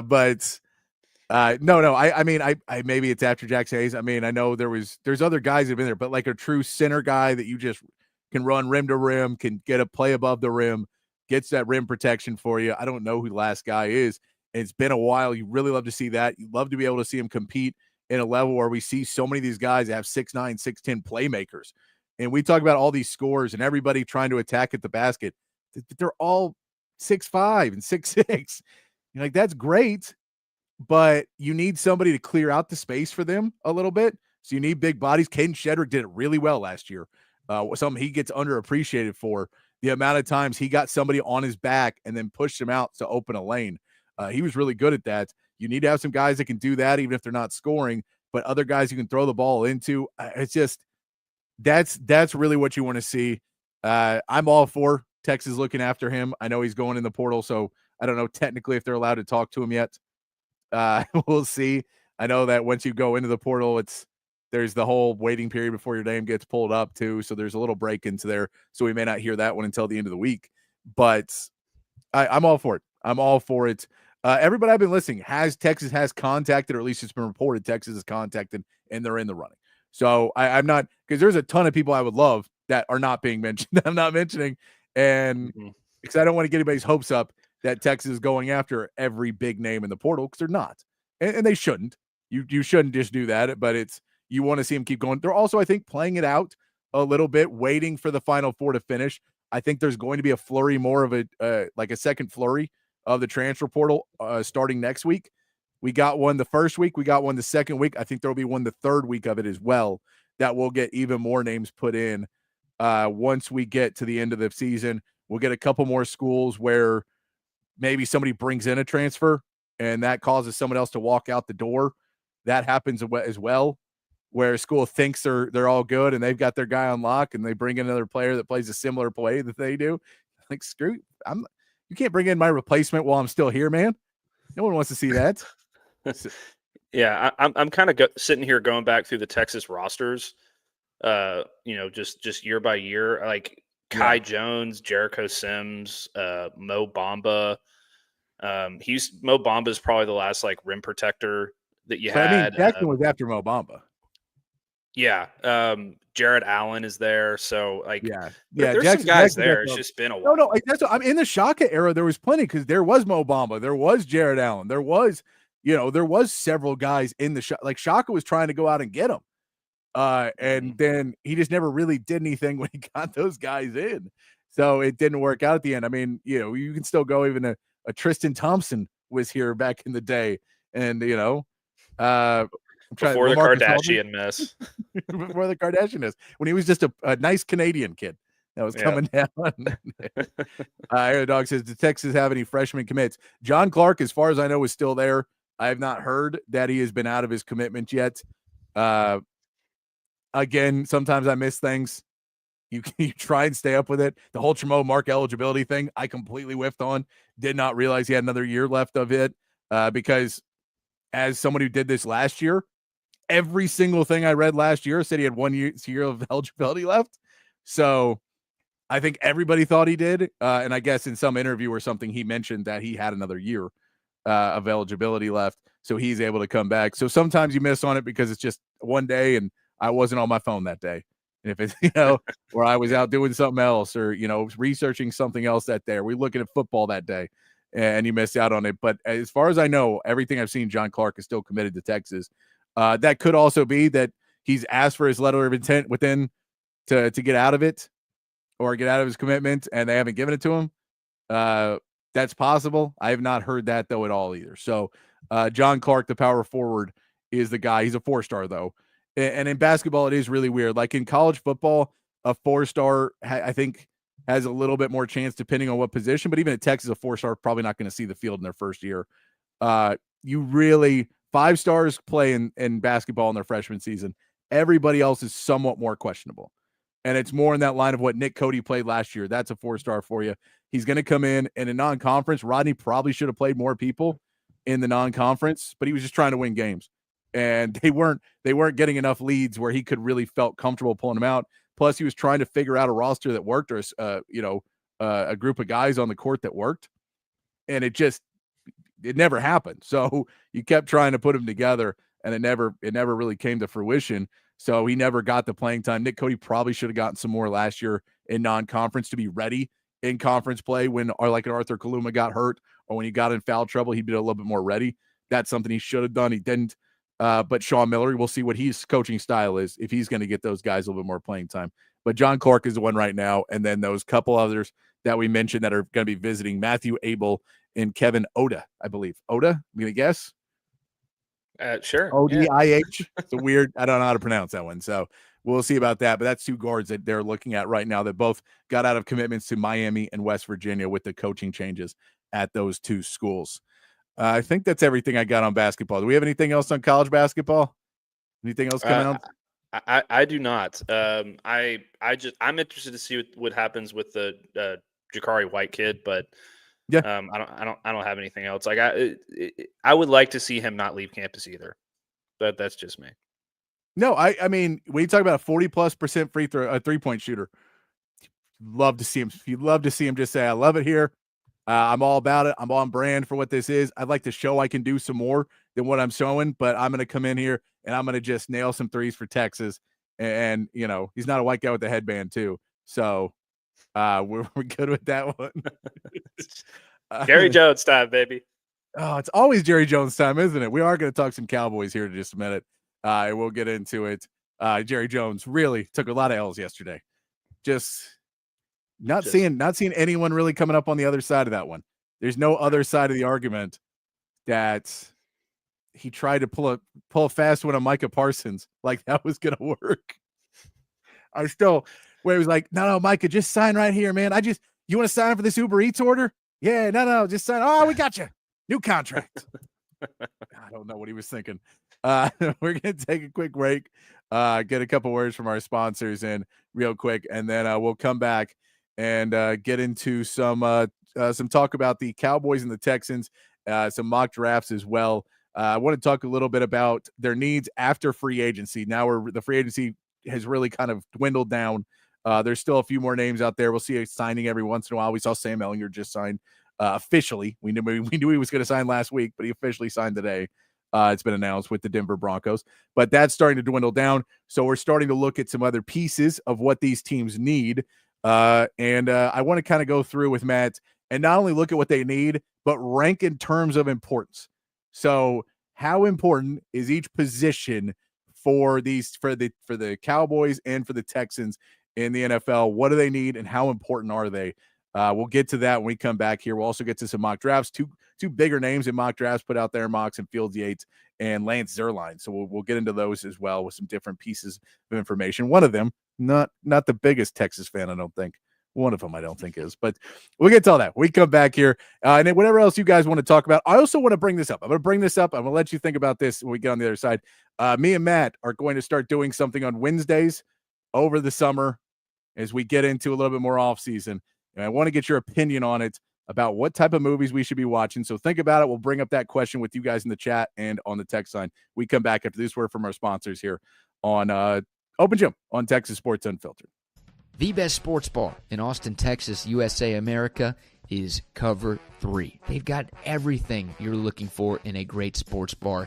TVs everywhere, so there's not a bad seat in the house, and they've got the right games on. You're not going to have to ask the bartenders, the waitresses, the waiters for the game that you want to watch. They know the games that you want to watch, and the food. My goodness, that's what separates Cover 3 from the other sports bars out there. An upscale menu with tons of great items. You got to try the Sean Adams prime rib sandwich. They've got the filet mignon. They've got the fish tacos. Of course, all of the sports bar classics like wings and nachos as well. Great burgers, great salads. I'm telling you, something for everyone. Of course, the full bar happy hour prices, the weekend brunch. You got to check them out. Anderson Lane, Round Rock, and San Antonio. And, of course, Cover 2, 183 and Lake Creek. It's Cover 3, dining, spirits, sports. Hi, I'm Dan Covert with my wife Hayden. Welcome to Covert BK. Our newest location in the gorgeous Hill Country includes Buick, GMC, Cadillac, Chrysler, Dodge, Jeep, and Ram, and hundreds of pre-owned and certified vehicles for you to choose from. We have 3 service departments that are ready to take care of your car, truck, or SUV with 86 service bays to accommodate any repair and get you in and out quickly. Come visit us today to select the vehicle you've been dreaming about.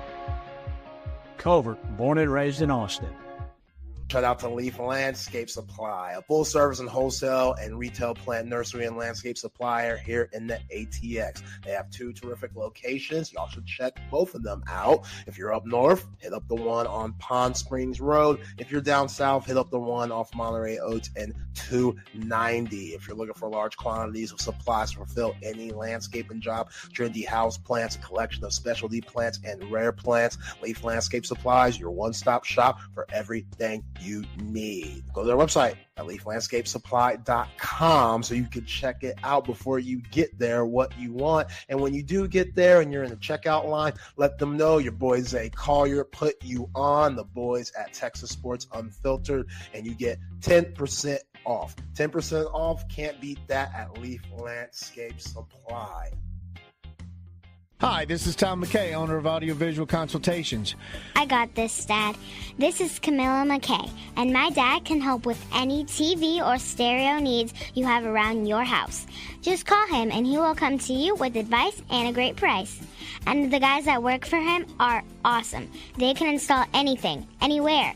So, like my dad says, just relax and smile. We handle all the work. So just give us a call at 255-8678 or on the web at avconsultations.com.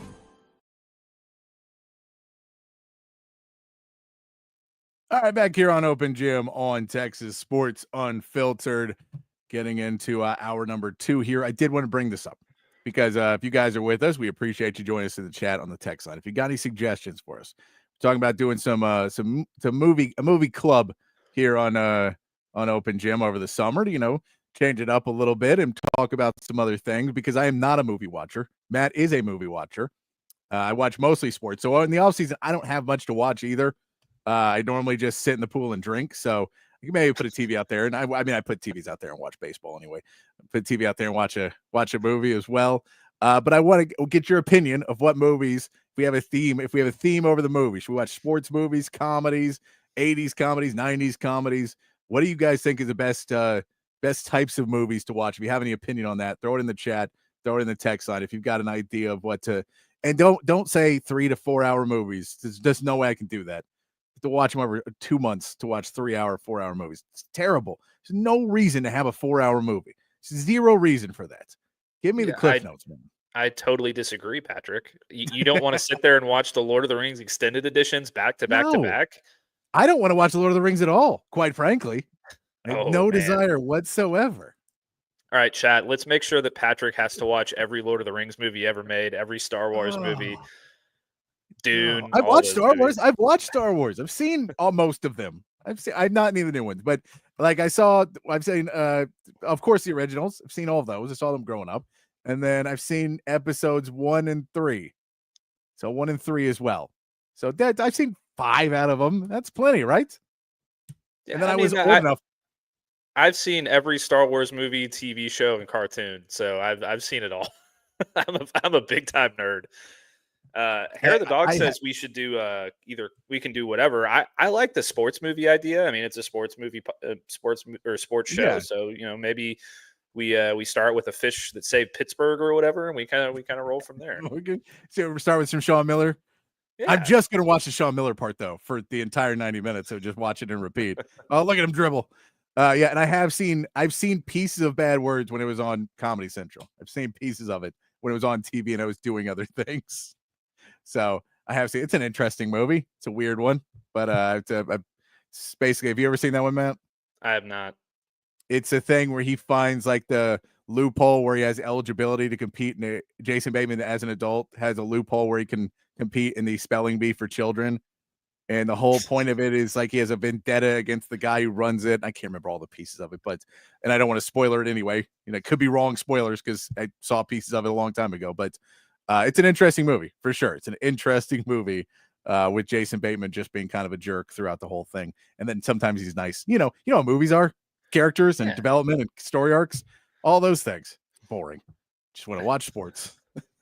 You get it on, get it done, and get it over with. But yeah, if you have any suggestions of that, throw that in the chat, throw that in the text line. I'm curious. We'll start that maybe next week or the week after. We'll get into that. We got another new segment we're going to bring up at the end of the show as well. Trying to keep it fresh for you here on Open Gym on Texas Sports Unfiltered. We appreciate you joining us. Let's talk some NFL. The owners' meetings were happening. We start to see a little bit more press again before we take off a couple weeks and we get into the draft. By the way, I did see that the John Gruden quarterback camp is coming back via Barstool. So it will not be on ESPN. It's coming back via Barstool, and he's released the dates of, if I can pull it back up, the dates for what all the episodes will be as they get released for the new thing that I guess will be on Barstool too. So I'm guessing it'll just be online, the streamer that you can get. But he now has the first episode appears. It'll drop on April 7th, and that'll be Will Howard. So you guess April 7th is Will Howard. My computer slowly loads. Guy out of the way first. Get the guy. Just put that out, let everybody start, talk about that one first. Riley Leonard is April 9th. Seth Hennigan is April 14th. Kyle McCord is April 16th. You get Quinn Ewers there on April 21st and Jackson Dart on April 23rd, leading right into the draft. So you will get April 21st is when you get Quinn Ewers on the John Gruden QB class, which it was always a good show on ESPN. I always enjoyed watching it, so I'll be enjoying watching that one as well. Maybe since he's not on ESPN anymore, he was having a hard time getting the top guys in there because it's like no Cam Ward, no Shador. You're finishing strong with Quinn and Jackson Dart, but you would have liked to have seen those other two guys get in. You would like to see Cam. I'm not surprised Shador's not doing it. That does not, because I'm sure Shador is like I'm adding more value to this than you are adding, so I don't want to do it. But yeah, no, I get it. And his QB camp wasn't always necessarily the top Guys. It was the guys that you look down on a little bit. But yes, clearly they're not shelling out the big bucks to get the top guys, and those guys don't want to hurt their draft stock. If you're projected top 3, there's no real point in doing something to try and showcase what you can do. You're good. Don't want to mess it up. But I'm very excited to see the Quinn Ewers one. I'm excited to see him watch film. I'm excited to see him throw the ball. All the pieces that they have on there. It should be a lot of fun to watch that. So I'm not the biggest Barstool guy, but happy they brought this back. Yeah, I'm like I said yesterday, I'm super excited to watch Quinn. Just watching him break down film. He's a funnier guy than he gets credit for too. So I think he and Gruden are going to be able to bounce some things off each other that'll be pretty funny. And Gruden's really kind of, he's known as this like super intense guy, right? That NFL coach, like, cursing all the time, that kind of stuff. But since he started doing stuff with Barstool, he's really kind of opened up and become, kind of embraced his comedic sense and his personality. So I think it'll be a lot of fun to watch. And also it's going to be a lot more unfiltered with Barstool than it would be with ESPN. So it could be a lot of fun. I'll be curious to see how unfiltered and uncensored they get, because the kids are still like trying to be clean cut and going into a draft. So I'm sure that the quarterbacks are like, I don't want it to get crazy. I don't want to be asking questions that are crazy. Like, I don't need any of that out there before the draft. So I'll be curious. But John Gruden can say whatever the hell he wants. So we'll see what happens. Let's get into this. We talked about it before the break. I want to get into this with you.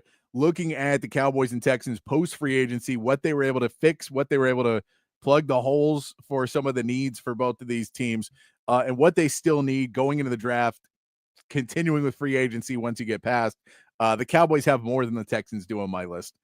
The Cowboys have a few more needs, but some of them are a little bit more petty. You don't have to get to them. So, but I'll start with my number one, and I want to see if this is your number one too. Number one need for the Cowboys is running back.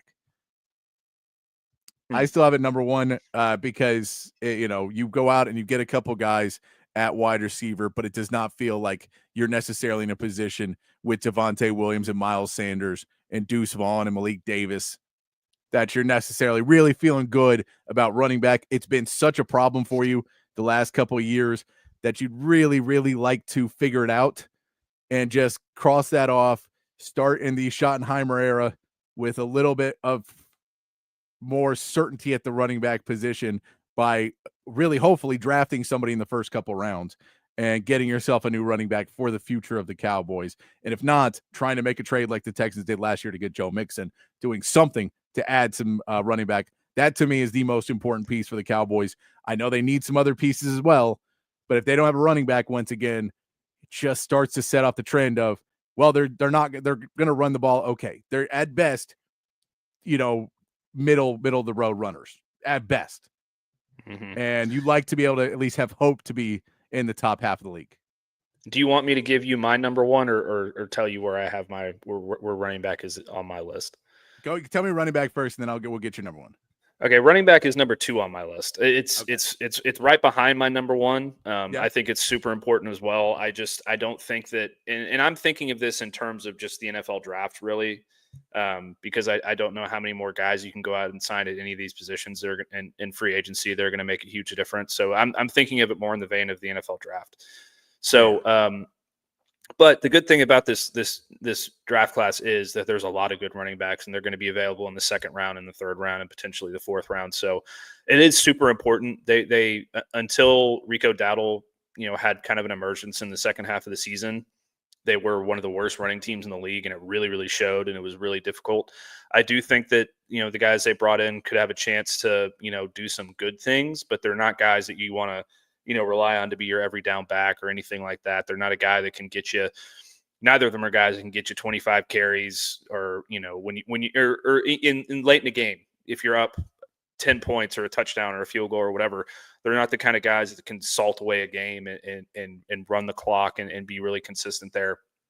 And I think both of them had kind of had some injury issues here and there too. So, they're good supplementary backs. I'd like to see Deuce Vaughn get a little bit more involved, potentially just as kind of a gadget player, but it's really high up there on the list. You got to get a guy that you can rely on. You got to get a guy that can run between the tackles and really take the pressure off Dak. And they haven't had that since Zeke was in his prime, which seems like decades ago at this point.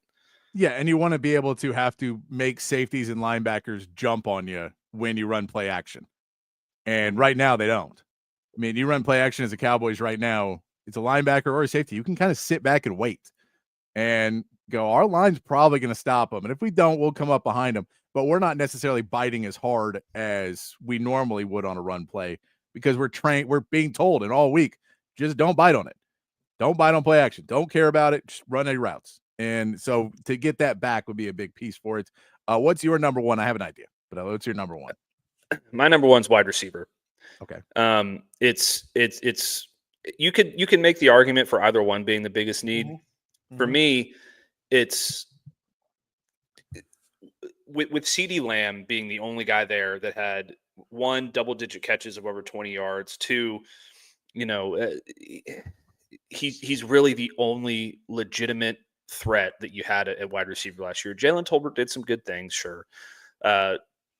Ferguson at tight end was a complete disaster, so that just kind of took that whole thing out of the equation as well. So I guess I should probably rephrase this as pass catchers more than wide receivers, because I feel like you just need to get Dak Prescott as many weapons on the outside as you possibly can, because it can't just be CeeDee Lamb because he's just getting doubled all the time, and then you're having to rely on a Kevontae Turpin or Jalen Tolbert or Jonathan Mingo, which he's my boy, Ole Miss guy, but he was just a complete waste of a trade last year. So that's number one on my list. I think that they're going to have a lot of options there at number 12 as well. You could go Matthew Golden, you can go McMillan, you could even go Luther Burden, although I think that he's probably third, by quite a margin on that list. But you just got to get some legitimate pass catchers and a number 2 option in there for Dak. I agree. So they're my number 2, 100% that you need to get a wide receiver. You need to get 2 more wide receivers, really. I know it was not great to hear Schottenheimer come out and say, well, we think Tolbert's looking really good. And you're like, every year it's one of these guys that for the last 15 years, whoever the wide receiver 3 was last year, probably going to be a good number wide receiver 2 this year. Like, they're not. They weren't a good enough wide receiver 3 last year. And somehow they're not only going to jump being a good wide receiver 3, they're going to now be a good enough wide receiver 2. They're not. If they could jump, if Tolbert could be a serviceable wide receiver 3, like, somebody who in today's game, not 1990s football where a wide receiver 3 didn't have to be what he has to be now, but what other teams are pulling out at wide receiver 3, if he can be that, if he can be a Tutu Atwell, that kind of player that you trust a little bit more, then I think that you that works, and you maybe add another person in there that you can use sometimes, but you already trade for Mingo, which is kind of going to make it a little bit harder to convince anybody to do anything, because Jerry doesn't admit mistakes like that, at least not in an off season. So Mingo's going to be on this roster. Mingo's going to play. It just is what it is. Whether it's right or wrong, Jerry does not admit mistakes like that. So Mingo's going to be part of the game plan at a certain point. Now, he may get pulled out of it because he sucks, and Jerry will just go, well, they sold us a bill of goods that wasn't, like, all right, Jerry. We all could have told you. If you're trading with the Panthers and you're getting a guy that can't play on the Panthers, it's a bad sign, man. It's a bad sign. It's a pretty bad sign. But I'm with you. You got to bring in a wide receiver. I did see the name Tyler Lockett being thrown around now a little bit more in those conversations of if they don't go for it in the draft, or even if they do and they want to bring in somebody that they feel is more of a veteran presence, that's somebody that would be affordable at a Cowboys level and may want to come in and play there in Dallas. It's an interesting name to bring up there. But I think Like I think they go wide receiver first round, running back second round is ideal for the Cowboys. The question is, do they have the guy they want available at that position? And if he's not, do they talk themselves out of it and push into another place? And that's really the big concern for Cowboys fans, because it's happened before. Well, here's the guy, and this is what we want, but he went 2 picks before us. So now we're going to completely switch up what we do and not address this at all and pretend it's not a problem anymore. And they've done that multiple times now. But I'm with you. Wide receivers too. The only reason I said wide receivers, because I think there's still wide receivers available in free agency that I think are still there. Plus, you have CeeDee Lamb, so at least there's somebody on your roster that's a wide receiver. But I agree with you. I think that they're 1A and 1B. They're both really big needs to get this offense back to where you want it to be able to be one of the better offenses in the NFC. Because once you do that, now you start to have it. But if you're building around this just being a defensive powerhouse team, I don't think you're built that way either. You're built and you're spending the money offensively. Let's put it that way. I know Micah and Trayvon are going to get paid, or Trayvon's already got paid. Micah's going to get paid. So you're going to be spending money on both sides of the ball. But you paid Dak Prescott, you paid CeeDee Lamb. You might as well make that offense do something. And so I'm with you. You got to have a wide receiver there. Who's your number 3? What's your number 3 position that they need? Because I think it'll differ now, maybe. Mine's cornerback. So Trevon Diggs is not going to be ready for the start of the season, more than likely. Yep. Deron Bland is still unsigned for the long-term deal. So even if, at some point in the season you get both these guys back and they're playing as well as they can, you don't necessarily have the future locked down at that position in terms of depth and a guy who could potentially replace Bland. And with, they brought in Collier Elam, but that's not the name that's going to, shock the world and be a lockdown corner until Diggs gets back. He's a good player, but he's not going to be that guy. So I think that if for some reason the Cowboys decide, okay, we're going to go corner in round 1 and we're going to pick a Will Johnson or a Jahdae Barron or something like that, I would be totally fine with it, because they desperately need some help in that secondary. It's getting to a point where you really just have a lot of unknowns there in terms of your future. So if you can get a guy that that's going to be a good player that you're going to keep around for 3 or 4 years, that it would be a massive help for your future. So I do have cornerback on my list. They're number 5 on my list, though, because you do have Trayvon Diggs and Deron Bland this season. So I do think you need to address it. You need to draft somebody at least on there. But when I say weaknesses of things that I think are going to be issues this season, I know Trayvon Diggs is going to miss the beginning of the year, but because of what you're paying him, it's harder to really invest a ton into it right now. I agree with you. It is a need. You should address it in the draft. And that could be a position. If Jahdae Barron or Will Johnson's available at 12 and Ashton Janty's already off the board, and whichever wide receiver they really wanted goes a pick before him or 2 picks before him, they may say, we don't have any of those other wide receivers high enough grade, and we think that this cornerback is the future, and we're not re-signing Deron Bland, so this is our next guy. That could be that position. Another one that they could go is defensive tackle. Defensive tackle is my 3rd.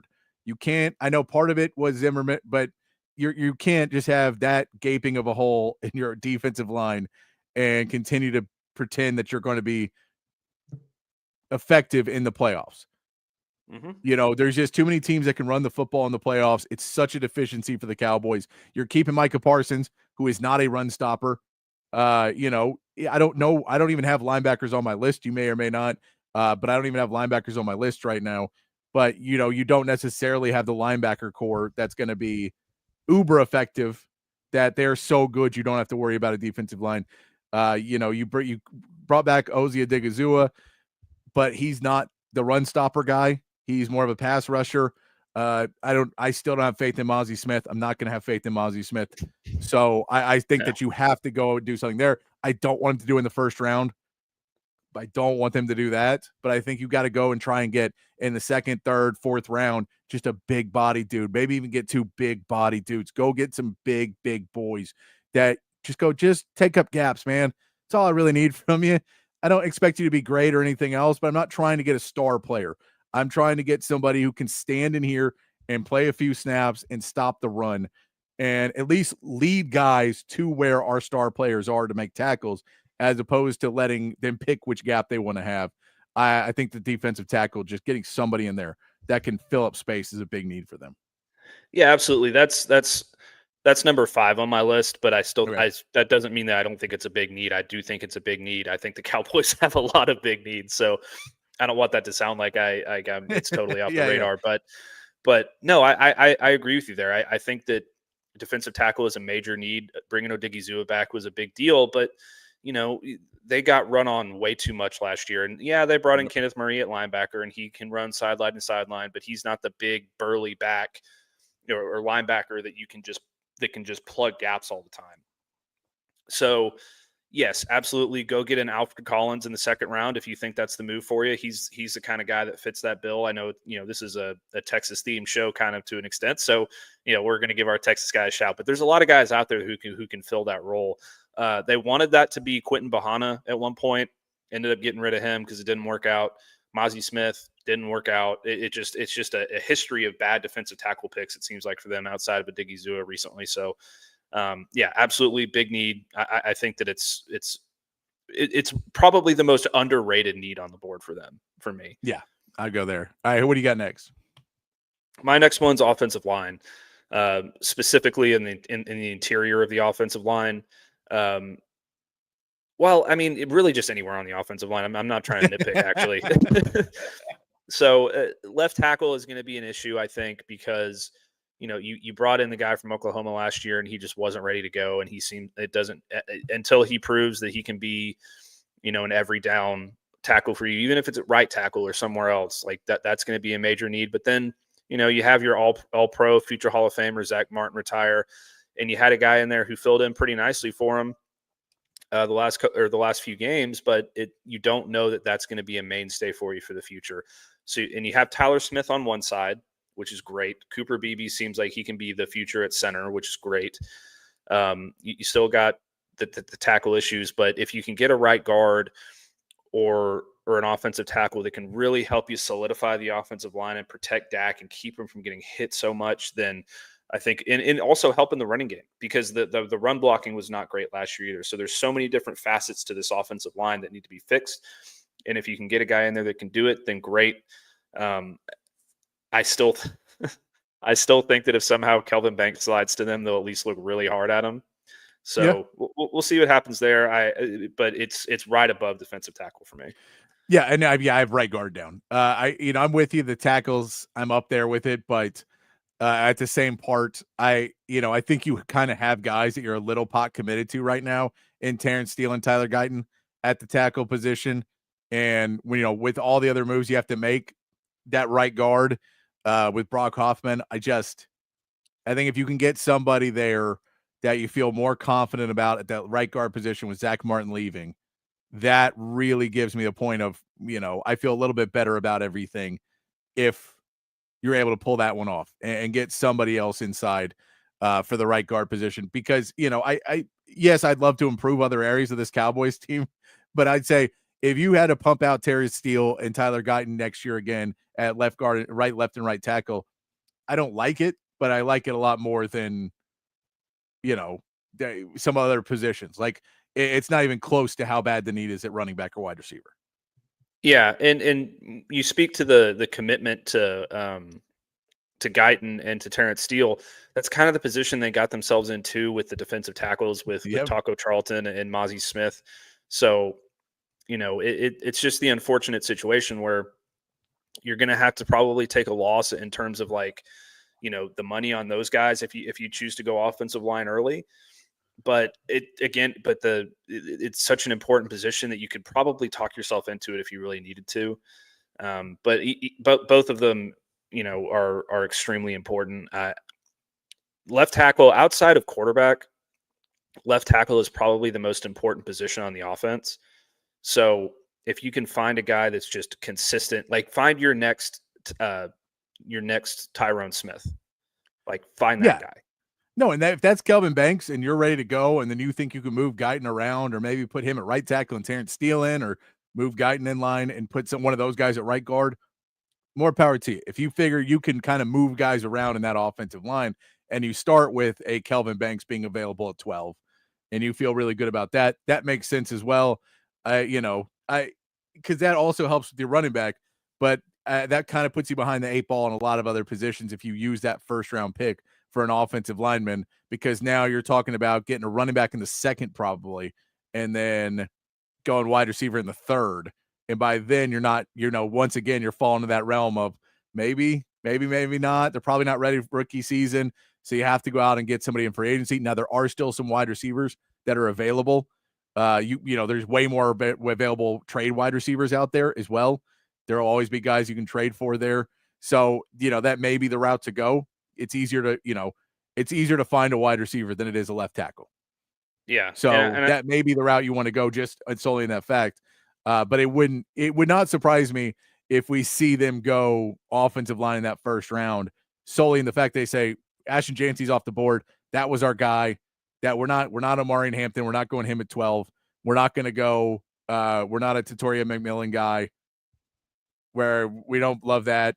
Matthew Golden's off the board, or McMillan's off the board, or whoever else that they wanted to have is off the board, and they get late first round grades for everybody else, but they have a high grade on one of the offensive linemen. We're saying Banks, but it could be one of the other offensive linemen.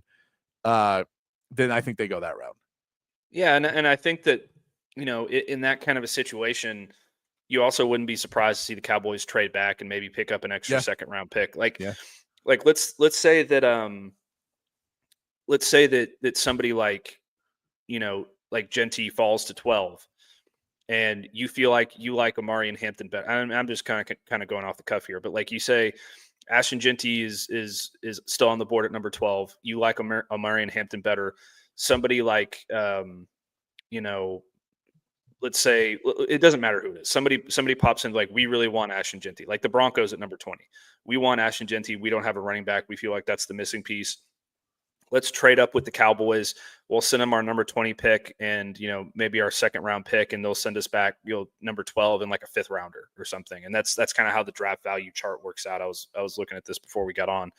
So that's a situation where, you get an extra draft pick, you fall back to number 20, you maybe get your running back, your wide receiver that's still available there. Then you can get a running back and an offensive lineman or a defensive tackle in the 2nd round. And then you're really starting to build something. So and that's why I kind of think that the more and more I think about it, the Cowboys are probably going to be, and they have a history of doing this as well. They're probably going to be in the mindset of, I really think we can trade back if our guy's not there, and we'll be pretty comfortable with what we can still get. Yeah, they don't. I'm just looking at their history right now, and they don't trade a ton of first round picks, because I was looking at that, and that's not really a Jerry thing now because of the cameras and everything in there. They don't necessarily make first round trades because he'd rather use all that time to showcase himself on TV and not make the trade. But he did do it in 2021. He traded his first round pick to Philadelphia for their first round pick, which ends up being Micah Parsons, and they got a 3rd round pick out of it. So the Eagles get Devontae Smith, and the Cowboys end up getting Micah Parsons and Chauncey Golston in that trade. And then we look at the other first round trade they made in 2013 was your last other first round trade. They did it in 2012 as well. But they did it with Travis Frederick in that one. So they've done it a few times, but it's not necessarily as prevalent. They trade it early. They do it a lot more in later rounds, which everybody does, because that's when you're starting to go like, we don't have anybody valued in this area. Let's trade back. And if we can get an extra pick, and people are starting to call around more too. So that's when you get the phone call that someone else calls you up and says, we really need this pick. And you go, sure, cool. We don't need it. But they don't necessarily pick up the phone all the time. Now, they also haven't been picking at 12 recently.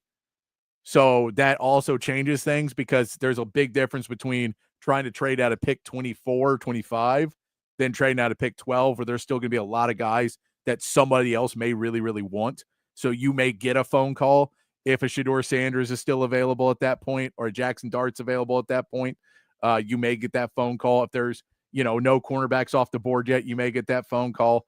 There's just there'll be a lot more positions that they may get the phone call. So I'm not saying it's out of the realm of possibility. I think they'd be good for it to move back, because they do have more needs, but they kind of already got their star players. They don't really need to hit a super hit on this one either, because there are already enough cap problems. Like, you'd love to be able to hit, but you know what I mean? You don't necessarily need to be like Well, Ashton Janty needs $35 million a year now too. Come on. Yeah, we don't necessarily need that. So I think it depends, but yeah, the trade back is definitely available. The best chance for the trade back for them though is if somebody else is still, like, if there's still quarterbacks or if there's still somebody on that board that other people really, really want.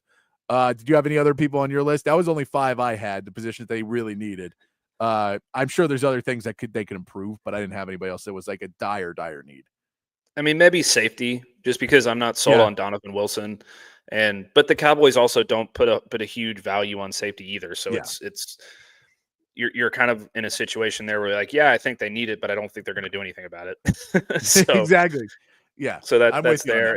And you know, I just thought of this off the top of my head too. Like another reason the Cowboys could potentially trade out of number 12 is if that early run on quarterbacks happens, right? Yep. And then you have Cam Ward go number 1, then you have Shador go number 3, and then Indianapolis is like, okay, or Indianapolis is like, okay, we're going to trade up and get Jackson. Yeah, Dart. Someone wants Jackson Dart. Like, Pittsburgh is desperate, and they're like, we have to get him, or Indianapolis is going to take him. Yeah. Then they hop in. Cowboys trade back to 21, and you roll that way. So there's a lot of different ways it could happen. And like you said, there's a lot more value in the number 12 pick than the number 25 pick or whatever. So it's a definite route they could take if they really feel like they can pull it off. All right, let's go look at that Texans roster then. I only have 3 guys on my list. Only 3 things on my list that they need. Now, one of those is probably 5 to 6 players, but there's only 3 things on this list. And I'll start off. And I know this is going to be backwards in what other people have, and every mock draft you see has. My number 1 is wide receiver. You saw it last year when the injuries came out that they just didn't have the options behind. They've drafted maybe not well in later rounds with some of these wide receivers like Amechi. I understand there was extenuating circumstances with that, with leukemia and everything else, but he's never really been able to get back to the level he needed to be at. They just haven't been able to find that second guy when Tank Dell goes down and Steph Diggs goes down. So you really want to bring somebody in, and because of how much wide receivers cost, I don't know if you can be able to do it if it's not a rookie. If you're not getting on that rookie wage scale, I don't know if you're going to be able to bring in somebody that's really going to be able to help you out and play big minutes and get big receptions for you. So I'll start off with that wide receiver is something that the Texans, they tried last year. They traded for Steph Diggs. They thought they had it all figured out. And then both the, season-ending injuries for both the receivers. We don't even know if Tank Dell is going to be able to play in 2026 or 2025. We don't know if he's going to be able to play. That injury was so bad that I don't know if there's even if he does, it's at the very end of the season. We don't know what he's going to be when he comes back. So I think you really have to address that at the wide receiver. Again, you probably need 2 guys at wide receiver, but you especially need to get at least somebody. Yeah, they're number 1 that's number 1 on my list for the Texans as well. I'd like to see them spend their first round pick on a wide receiver. I think Golden could potentially be available, though I don't think he will be. McMillan has a better chance of being available. Luther Burden certainly has a better chance of being available, in my opinion, than both of those guys. So that's something you could consider there. Also, as you mentioned earlier on the show, Tyler Lockett's still out there. Yep.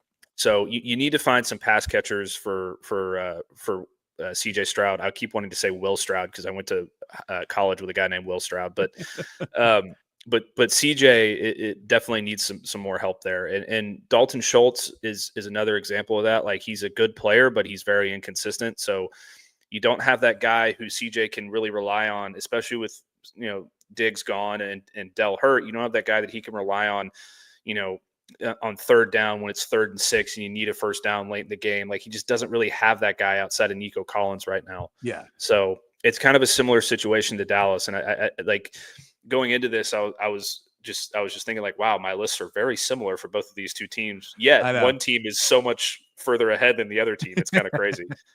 No, it is. There's similar lists. I thought that as well.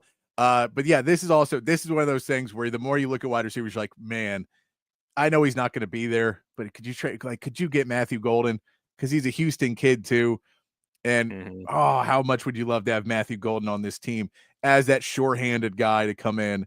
And we know he has the speed. We know he can do different things. That's kind of the dream position for the Texans. There's other guys that fit into it. Other guys that can do what he does. but I just know his sure-handedness, and I just believe in his hands enough that I would love to have a guy like that, especially that guy, but not just a guy like him. But I don't believe he'll be available at 25. And if you tell me which Texas Longhorn I get to pick, I'm taking him over Kelvin Banks. And I love Kelvin Banks, but I'd still say that wide receiver is just going to be hard to find a guy that could do what he does. Yeah, I think he complements Nico Collins very well as well. So Yes. that's another thing that you look at. Like, I think McMillan is a great player, but I don't know that he complements Nico Collins as well as he would complement like a CeeDee Lamb necessarily for Dallas. And Luther Burden is another guy where like I think he would also complement Nico very well because he's just a yak monster, and he can do a lot of different things like in Deebo Samuel type role where you could really put him anywhere on the field and he can get you some production. So those are both guys that I would look really hard at. It's by far, and with the Cowboys, it was a 1A, 1B for me. With the Texans, I think it's much more of a gap between number 1 and number 2. I agree. Who's your number 2 for the Texans? It's offensive line everywhere. Yeah. Offensive line. They don't have the best history of drafting offensive line, but right now they just have a bunch of veterans who are like on prove-it contracts, and they got Juice Scruggs and they got Titus Howard and this other guy who like they're the other tackle whose name escapes me, and they're like, yeah, we really think he could be a starter for us. But the fact that Blake Fisher. The fact that I can't remember Blake Fisher's name off the top of my head tells me it's like, I don't know. I know. Blake Fisher is out of Notre Dame. He's got the record to be there, but again, it's with that, Jarrett Patterson played okay at points last year. You brought in Cam Robinson, you brought in Trent Brown, you brought in Ed Ingram, you brought in Jerome Caravan, you brought in Laken Tomlinson. Like, you brought in a bunch of guys now that are veterans to try and build up with these young guys. And that's why it's 2 for me, is it's still very much a need. There's still no belief whatsoever that any of these guys are going to be able to play and protect CJ Stroud. There's no belief that these guys are going to be able to create running lanes for Joe Mixon. Not at all. However, if you're going to say what they've tried to address already, this has already been tried to be addressed. So how much more resources can you put towards it until you're starting to just put together a stew of everyone's average and it all regresses to the mean because no one will stand out, and maybe if you get one of those top offensive tackles, they can stand out and be the future that you really want to see. I mean, it's too many tackles for me on that team, especially. I know people keep saying they're going to draft one, but then like, why did you sign Cam Robinson for, $10+ million a year? Why, you have Titus Howard, you have Blake Fisher. That's 4 tackles on your roster now that all should be starting. So are you going to move them all inside? I mean, I don't know if that's what I want to do, is have 4 tackles instead of guards, because I think that's going to affect my run game.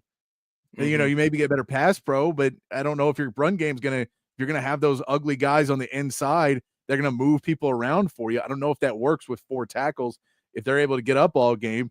And then, Jarrett Patterson at center has played well. Juice Scruggs can play center as well. There's just a ton of need on that offensive line, but until we see it, it's kind of, we saw it last year with the Texas Longhorns basketball roster, not to go back to that, but where you looked at it and, you could look at it on paper all day, and until you saw it on the court, you didn't see what the deficiencies were. And with this new offensive line, you can look at it on paper all day and put whatever other pieces you want on it. But until we see it on the field, there's no real testing of what this offensive line can do, how bad they're going to be, or how much better they're going to be. We don't know until we see them get out there and play. How much is the subtraction of Laramie Tunsil?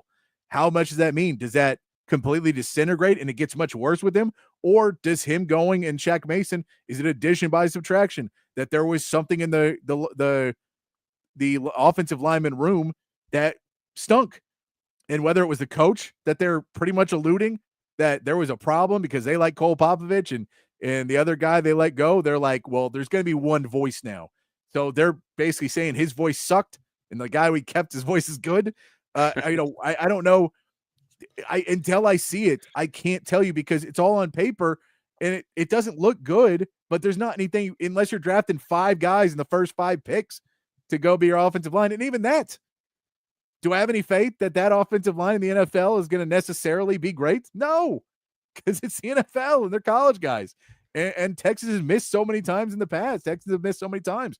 I don't know what you do at this point. And I think you try and fill everything else, and you just kind of have to take it on the chin.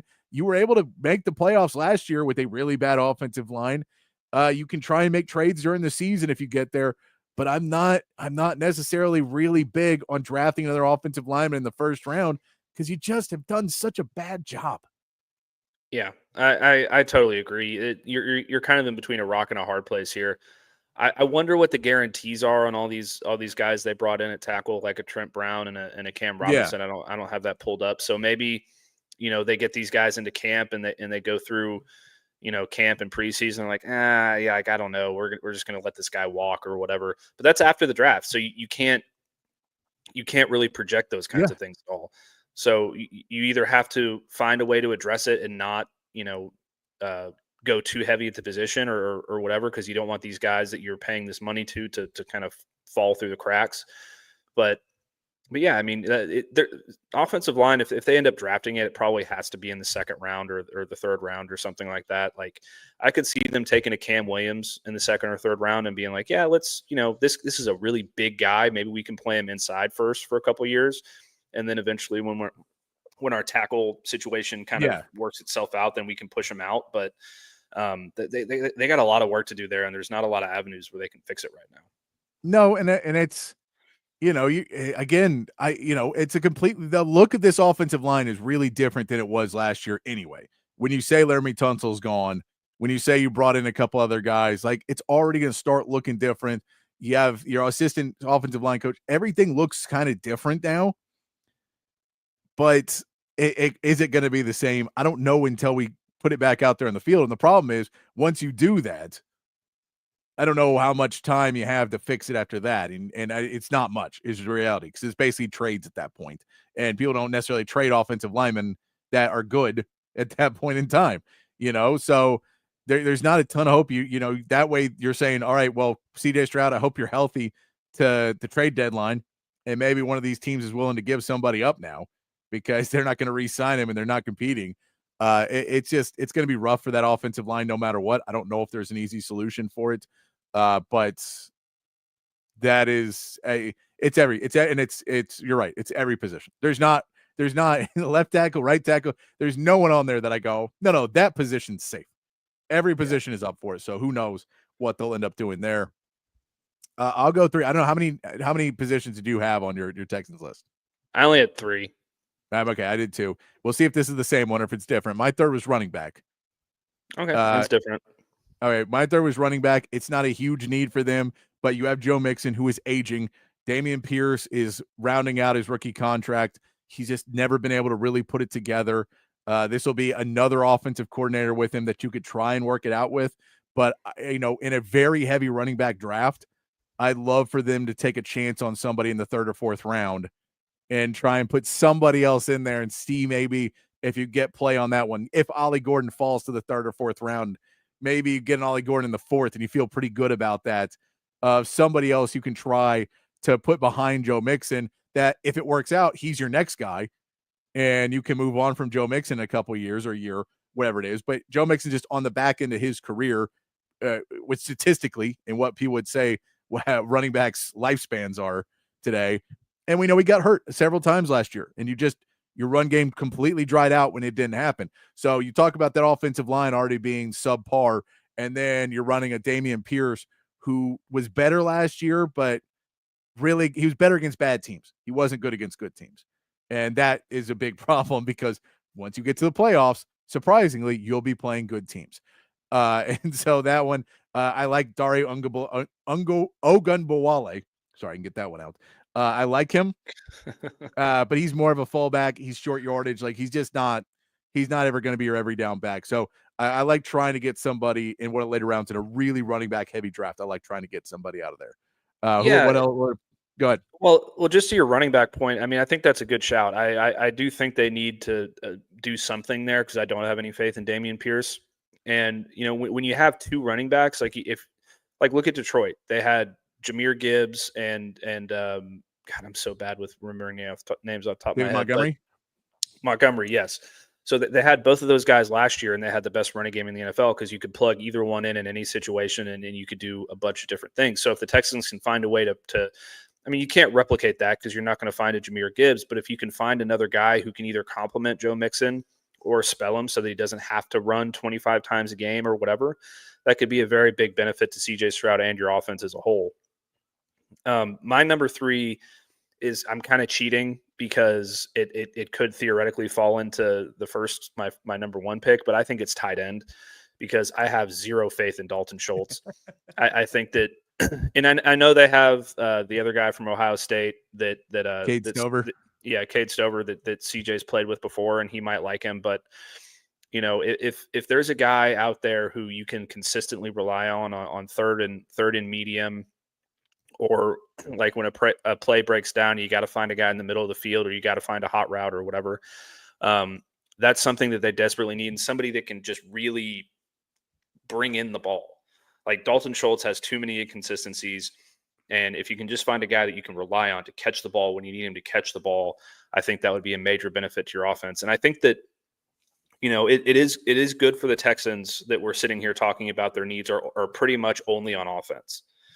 Like their defense seems like it's pretty much set. So that's the big takeaway for me here is if you go heavy on offense in this draft and you can find some guys that you can plug in and play early at any of these positions that we're mentioning, then you'll be in a much better spot in 2025 than you were in 2024. No, I agree. And that was, you started looking the trade for CJ Gardner-Cox, bringing in Sheldon Rankins. Like they addressed some things. They even picked up EJ Speed recently at the linebacker position where you thought maybe they need another linebacker. They signed another guy. So they really attacked that defense in free agency to allow themselves to go more offense in the draft. The issue falls into how many of those picks are offensive linemen and how many can try and be playmakers. How many of those guys can be tight ends? How many of those guys can be, wide receivers? Can you take a running back? You're probably still going to take some defensive guys. You'll probably still take a flyer on a DB somewhere. Take a flyer on a linebacker, maybe on an edge rusher if you find one late from a smaller school. You probably still take a few of those guys because you constantly have to bring in new guys. Caserio is a big fan of 1-year contracts too, so you'll probably bring in some other guys as well. But it does allow you to try and fill those holes first on offense before you get to the defensive end. I'm with you. I'm all about getting rid of Dalton Schultz. I'm all on board with it. I'm not a huge fan of his. He signed that contract, 3-year, $36 million contract. So I think you can get out of it after this season. But I don't know. I believe that's how it works, is you get out of it this season and not take a huge dead cap on it. I don't think much is guaranteed after the first 2 years, but I think you kind of have to use them this year. So you do draft somebody, again, being a homer, I'd love to have Gunnar Helm on the Texans. I would love it. Believe me, all day, every day. I don't know when they'd be taking a tight end if you get somebody who could supplant Dalton Schultz this season. I don't know if that is where you're going to be drafting somebody with the needs of the other pieces that you can feel Dalton Schultz is good enough that I don't necessarily want to skip a wide receiver that would get a lot of playing time for a tight end who may not. You know what I mean? So that's more where I sit on it. I agree with you 100%. I'm ready to be done with the Dalton Schultz experiment. He's just wildly too inconsistent, and he's a really annoying fact in that he is the type of guy that will drop 6 passes in a game, and by the time you're like, I think we should take him out back and beat him with a sock full of nickels. At that point, he makes a great third down catch and then makes a touchdown catch a play later. And you're like, all right, we have to like him now. I don't want to like him now. Just sucked all game and then makes 2 big catches. And we're supposed to pretend he's really good again. So he's good enough. He gets open, but his hands suck. He drops way, way too many passes. He's inconsistent in blocking as well. He got one of those contracts. And once he got paid and got that second contract, he just felt pretty okay with it and isn't really trying to go out there. I think he solidified his name where he's like, I'm in the top, 35, 40 tight ends. So I'll pretty much have a job for the next 5 years, no matter what. So I'm not too worried about it. And it feels like that's more of what the case is, because he's not going out there. He's not living and dying on every play. And I know that's not how you probably should live your life, but that's how you want you to live your players when they're on your team. Yeah, and you can find tight ends later in the draft that can potentially have an impact. I mean, Dalton Schultz was one of those guys for the Cowboys. They picked him later, and he was a pretty good player for them. I think he's kind of regressed since he's been in Houston. But, I mean, hey, if Gunnar Helm's available there in the 4th round or whatever, why not? Yeah. No, I'm all for it. I'm all for Gunnar Helm being on the Texans. All for it. I love that kid's toughness. I love what he was able to do this year. And I don't remember him dropping a ton of passes at Texas. I remember Dalton Schultz dropping a ton of passes for the Texans. Don't remember as many from Gunnar Helm. I know he's dropped a few, but not as many there. So that is I'm with you though, but I'm with you that is a position that is of need. I think it's kind of in the running back, but I just know you play 2 running backs more than you're going to play 2 catching tight ends. You're going to play 2 tight ends, but one's going to be more of a blocking one, which Gunnar Helm can do that as well, all day long as well. He can block for you. But I'm with you on that. Why don't we take another quick word from our sponsors? We'll come back. We'll get to a new segment. We'll get to our new meathead of the week, our meathead of the day, sorry, here in the gym, who's setting off our meathead alarm today. We'll get to that clip as well as we'll try and get to one of these mock drafts. I'll tell you that. We'll try and get to one of them today. To wrap up the show here on a Wednesday afternoon. I hope everyone's having a good one. And anything else you guys want to talk about, or if we find any breaking news, we'll get to that as well. Myself, Patrick Davis, Matt Galatzan from Texas Longhorns on SI here on Open Gym on Texas Sports Unfiltered. Hi, this is Tom McKay, owner of Audiovisual Consultations. I got this, Dad. This is Camilla McKay, and my dad can help with any TV or stereo needs you have around your house. Just call him, and he will come to you with advice and a great price. And the guys that work for him are awesome. They can install anything, anywhere. So, like my dad says, just relax and smile. We handle all the work. So just give us a call at 255-8678 or on the web at avconsultations.com. McCall Custom Homes. If you're thinking about doing a renovation of a bathroom, the kitchen, maybe some extended outdoor space, you want someone who's going to bring you custom renovation. And that's what Mike McCall Custom Homes is all about. Been doing it at a high level in Austin for 40 years. Father-son team with tons of experience, and they care about the details. They care about bringing you custom work because they want you to refer them to your friends. So get over to McCall Custom Homes, ATX.com. McCall Custom Homes, ATX.com. Check out the work. You can check out the work on social media as well at McCall Custom Homes. But you want, when it comes to your home, you want a trusted ally and someone who's going to bring value, added value to your home and a great living experience. And that's what McCall Custom Homes is all about.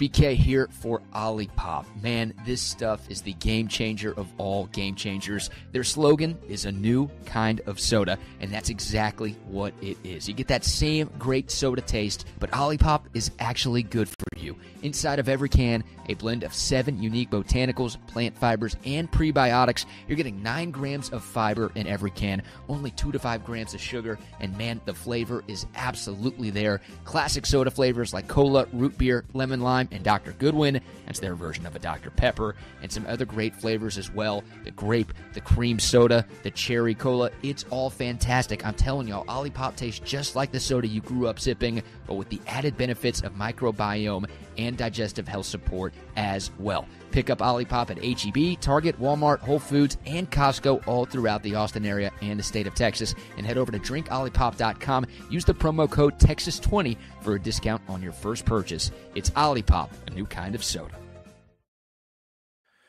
All right, back here on Open Gym on Texas Sports Unfiltered. Man, Texas Rangers fans got to be happier than Astros fans right now. Both teams playing day games today. Texas Rangers, weird stats. First ever back-to-back 1-0 wins in Texas Rangers franchise history. Wow. So they've never won back-to-back games 1-0, and as the Rangers, they did that today. They won their second game in a row, 1-0, having some solid pitching coming out for the Rangers. Eovaldi pitched a full game last night, and today we saw Jake Leiter. I believe he left though in the game. I believe he had a a thumb injury or a blister or something that popped up. So he pitched 5 innings really well. They only gave 3 hits in the entire game, but the bullpen came in and got the job done there. But the Astros struggles continuing with the bats. They do not do well. They lose 3-6. They are now 2-4 on the season. The Rangers right now are 5-2. So Rangers off to a good start there if you're keeping up with baseball early on in the season. But yeah, one of the weird stats, 1-0 for the first back-to-back for the first time in franchise history is a weird one. AL West Championship's in the bag now. It's in the bag. Baby. Stop it now. Stop the season, you guys. Who cares anymore? We also did see the report. I saw a little something about this earlier today, and then we saw the different report today that Jordan Washington has injured his shoulder at practice. So Jordan Washington now going to miss some time. They believe it's going to be a minor injury, but you really, really want to see your tight ends. We may talk about that some more tomorrow. You really want to see your tight ends improve during this spring, and you can't miss any more time with Jordan Washington to progress because you got to figure out that tight end position. But the same way the Ryan Wingo injury may have made that transfer portal addition of a wide receiver more important, this may make a tight end addition a little bit more important, but we may get into that a little bit more tomorrow. But Jordan Washington suffered a shoulder injury. They do not believe it to be serious, though, at practice today. So a little news there. Also saw Nick Davidson, the 6'10 forward out of Nevada that we had talked about that I was really excited about. He's at Clemson. He already committed to Clemson. So, so another one of the big men off the table. I liked him. I liked what I saw out of him. But, yeah, he has chosen Clemson. So Texas misses out on another one there. He was a top 5 with Virginia, Clemson, Washington, Notre Dame, and Texas. And they missed out on that one. I don't know if he even came to campus or not, but they were able to get him done. It may have been where he wanted to go anyway. Who knows? But Nick Davidson now off the board. If you were keeping a tally, I hope you're not. Seems like that could be bad for your health to keep a tally like that. But hey, at least they were on the board for him. That's what we want to start seeing. So yeah, we want to see on the board, and then we want to see more on the board, and we'll get there. I'm still hopeful. I'm still hopeful in this Sean Miller era. I just want to come on, man. Just want to see. Just give me that. Just give it to me. Scott, come on. Just need a little taste. Just a little taste, man. Throw me a bone, Scotty. But yeah, we saw that with Nick Davidson. He is now going. That is the news that I saw in our commercial break. Let's talk. Which mock draft do you want to go through real quick? Because we have a couple right now. There's Field Yates, 2-round mock draft, and a Lance Zierlein one. Here we got a couple minutes left. We'll go over one of them. Let's go. Let's do Field Yates. All right, Field Yates. This one is a little bit less Texas friendly, but Field Yates coming out with his new 2-round mock draft. He starts it off Cam Ward to Tennessee, Abdul Carter to the Cleveland Browns, but he does have Shedeur Sanders going to the Giants at 3. This is a new trend that some people are saying that Cleveland and the Giants could both be out at quarterbacks. I've seen this more and more talked about. Now, that also could be a complete smokescreen BS, but the rumor is both of them could be more out on a quarterback right now because they just don't like what they see in the draft class. And so, the Giants have their quarterbacks now. The Browns still have some quarterbacks there as well. They're still in the Kirk Cousins back and forth with the Falcons as well, that they might want to bring him in still. We'll see that. Travis Hunter goes number 4 overall, which it's a weird world that Travis Hunter goes after Shedeur Sanders. It shouldn't work that way. He's a better player, but it sucks to be a wide receiver cornerback. Today's game, you get moved down a little bit more. Ashton Janty going number 6 to Boise, to the Raiders. This is a pretty common pick right now. We'll go down a little bit more. We see our first offensive lineman off the board at number 7. He has Armand Mimbo going number 7 to the Jets. Number 10, Will Campbell off the board. So 2 tackles off the board really quickly. We also see Walter Nolan going number 11 to San Francisco. Don't see that one going a lot. He's fallen in most people's board, but Phil Yates has him up pretty high in this draft. And the Cowboys, Tatoria McMillan is who they've got going to the Cowboys. Like that fit still? I do. Yeah. I think he's the next Mike Evans, maybe not to the same, Hall of Fame extent, but he's got that same kind of skill set that I think they could really benefit from, especially in the red zone. Then we go to our first Longhorn at number 16, the Arizona Cardinals taking Kelvin Banks. You don't really want to see your guys go to Arizona, but not a bad spot playing out there with Kyler Murray. It's a decent spot. There's some good players. Marvin Harrison Jr. is out there now too. So they've got a little offense. You go out there and, if you're able to protect Kyler Murray, you'll be able to get a big paycheck and make some money out there. Leonard Davis played out for the Cardinals for a long time from Texas. So maybe you can go out there and be the next great offensive lineman playing for Texas out there in Arizona. Yeah, I like this fit for Banks, not necessarily the franchise, but with the players they kind of have in place now on offense, like you're starting to see like a core develop there, which you really like to see. If you can get your star quarterback and your star receiver and then your star left tackle, that's a really great place to build from, and now you can kind of build everything out from there. So that's not a bad spot for him to land at all. Then we go next to Longhorn, number 18, the Seahawks take Matthew Golden. We've heard this one kind of come up more and more as people think is they're shifting around what they're doing at wide receiver, and Cooper Kupp is kind of the rental. But if you think you have Jackson Smith and Jigba and Matthew Golden as your next class of wide receiver, it's a pretty decent 1-2 punch there that you're still getting in at wide receiver to build up the Sam Darnold era with Cooper Kupp, Matthew Golden, and Jackson Smith and Jigba. I don't mind that lineup too bad. No, I like that. I don't know how much longer Cooper Kupp's going to be around in being a legitimate star wide receiver. He's just got too many injury issues. And I feel like he'll play probably more in the slot with Seattle. So, Golden and Njigba can kind of, patrol the outside and Cooper Kupp will be in the slot there. It'll be a good match. We did get another running back off the board at number 20, Amarian Hampton, going to the Denver Broncos. 21, Jackson Dart ends up in Pittsburgh. No big shocks there on most people's. And then Jahdae Barron off the board at 24 to Minnesota. I've heard this one a few times now too. A lot of people like him in that defense and building up their secondary a little bit more. Seems like a decent fit for him. I like it for him. I like that a lot for him. He can come in and be a big player in that secondary on a team that's competing.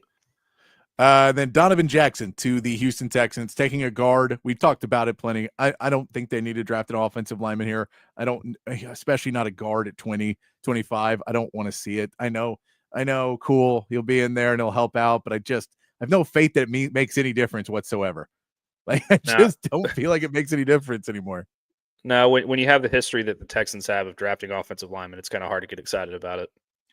And then this is a 2-round mock, but not much for Texas fans in that second round. The only Longhorn taken in the second round by him is the last pick of the second round, 64. He has Alfred Collins going at the last pick, but that is his only Longhorn in the second round. So not a huge Longhorn lover there for Field Yates. He does have Travion Henderson going to the Cowboys in the second round. And he has Kyle Williams, the wide receiver out of Washington State. Not moving the needle for me. A guard in like a low-end Washington State receiver. Not moving the needle for me in this draft for the Texans, what Field Yates has.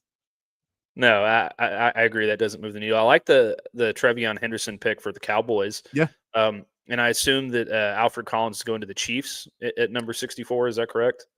No, he is going to the Philadelphia Eagles. Yes. So they get another defensive lineman. Damn it. Every time it's fun to see. All right, let's get to our meathead of the day. New segment we're going to be trying out here, kind of scouring the internet. Matt and I will scour the internet to find you who is the meathead in the open gym today. And today it's our boy Dion.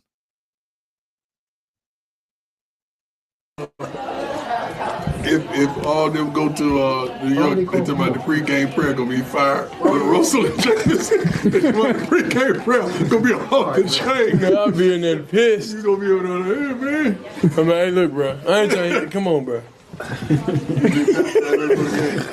You gonna be getting baptized for the game. There it is. Deion Sanders saying that if Shedeur Sanders does get drafted to the Giants, the pregame prayer between Russell Wilson, Jameis Winston, and Shedeur Sanders will be off the chain. Everyone's going to get baptized. I love it. I love that that's his concern. He walks in there, and I'm sure Tommy DeVito loves to hear that he apparently can't pray. You got to add the Italian in there as well. Oh yeah, you got to. I'm assuming he's probably Catholic, so you got to get him in there, right? This is hilarious to me because it's like, just the idea of the three of them together is already a show in itself. And now good. Dion is starting to embrace it. So he's like, yeah, let's get in there. Let's make some headlines. This will be the best, this will be the best moment of your career. You could probably start off over both of these idiots anyway. So, let's have some fun here. Let's get New York. Let's get some headlines. Let's go. The thing I really love about it is I feel like this is one where Shador's like, yeah. And then it's just the dad hanging out and Dion's just hanging out with Russell Wilson and Jameis Winston the whole time. And Shador's just in the corner by himself. Like, I don't know why he's hanging out over there. And then they're all having the meeting. Like, because that's really three very entertaining people. Shador, you could even tell there, it's just like, all right, yeah, that'd be funny. That'd be good. You're like, I don't know if you're charismatic enough, Shador, to carry this weight. Your dad is. I don't know if you are. It kind of sounds like he does not want to go there based on that video. I don't think he wants to go anywhere. I don't think he wants to go. I think he wants to go where he's going to win. And that's not what happens to rookies. It's just not what happens. I'm sure I think he's probably also pissed he's not the number 1 overall pick. I'm sure that's also where he's like, why am I not ahead of Cam Ward? Yeah. And also you don't deserve to be the number 1 pick if like I saw multiple guys today, Mel Kiper and I think it was Matt Hasselbeck both projected him as like as comps to Andy Dalton and Chad Pennington. So it's like that's not exactly something that moves the needle for a team who's trying to improve, in my opinion. Andy Dalton's better than Chad Pennington. Old noodle arm Chad Pennington. Not a fan. Yeah. He was, but I mean, it's a rough projection. It's a rough one. It is. All right. Thanks everybody for joining us here again on Open Gym. We'll be back tomorrow to break down more as we keep getting the information. We'll keep feeding it back out to you. We appreciate you joining us though. But for myself, Patrick Davis and Matt Galatzan from Texas Longhorns on SI, appreciate you joining us. Be kind, be safe, keep your underwear clean, and we'll see you right back here tomorrow for more from Open.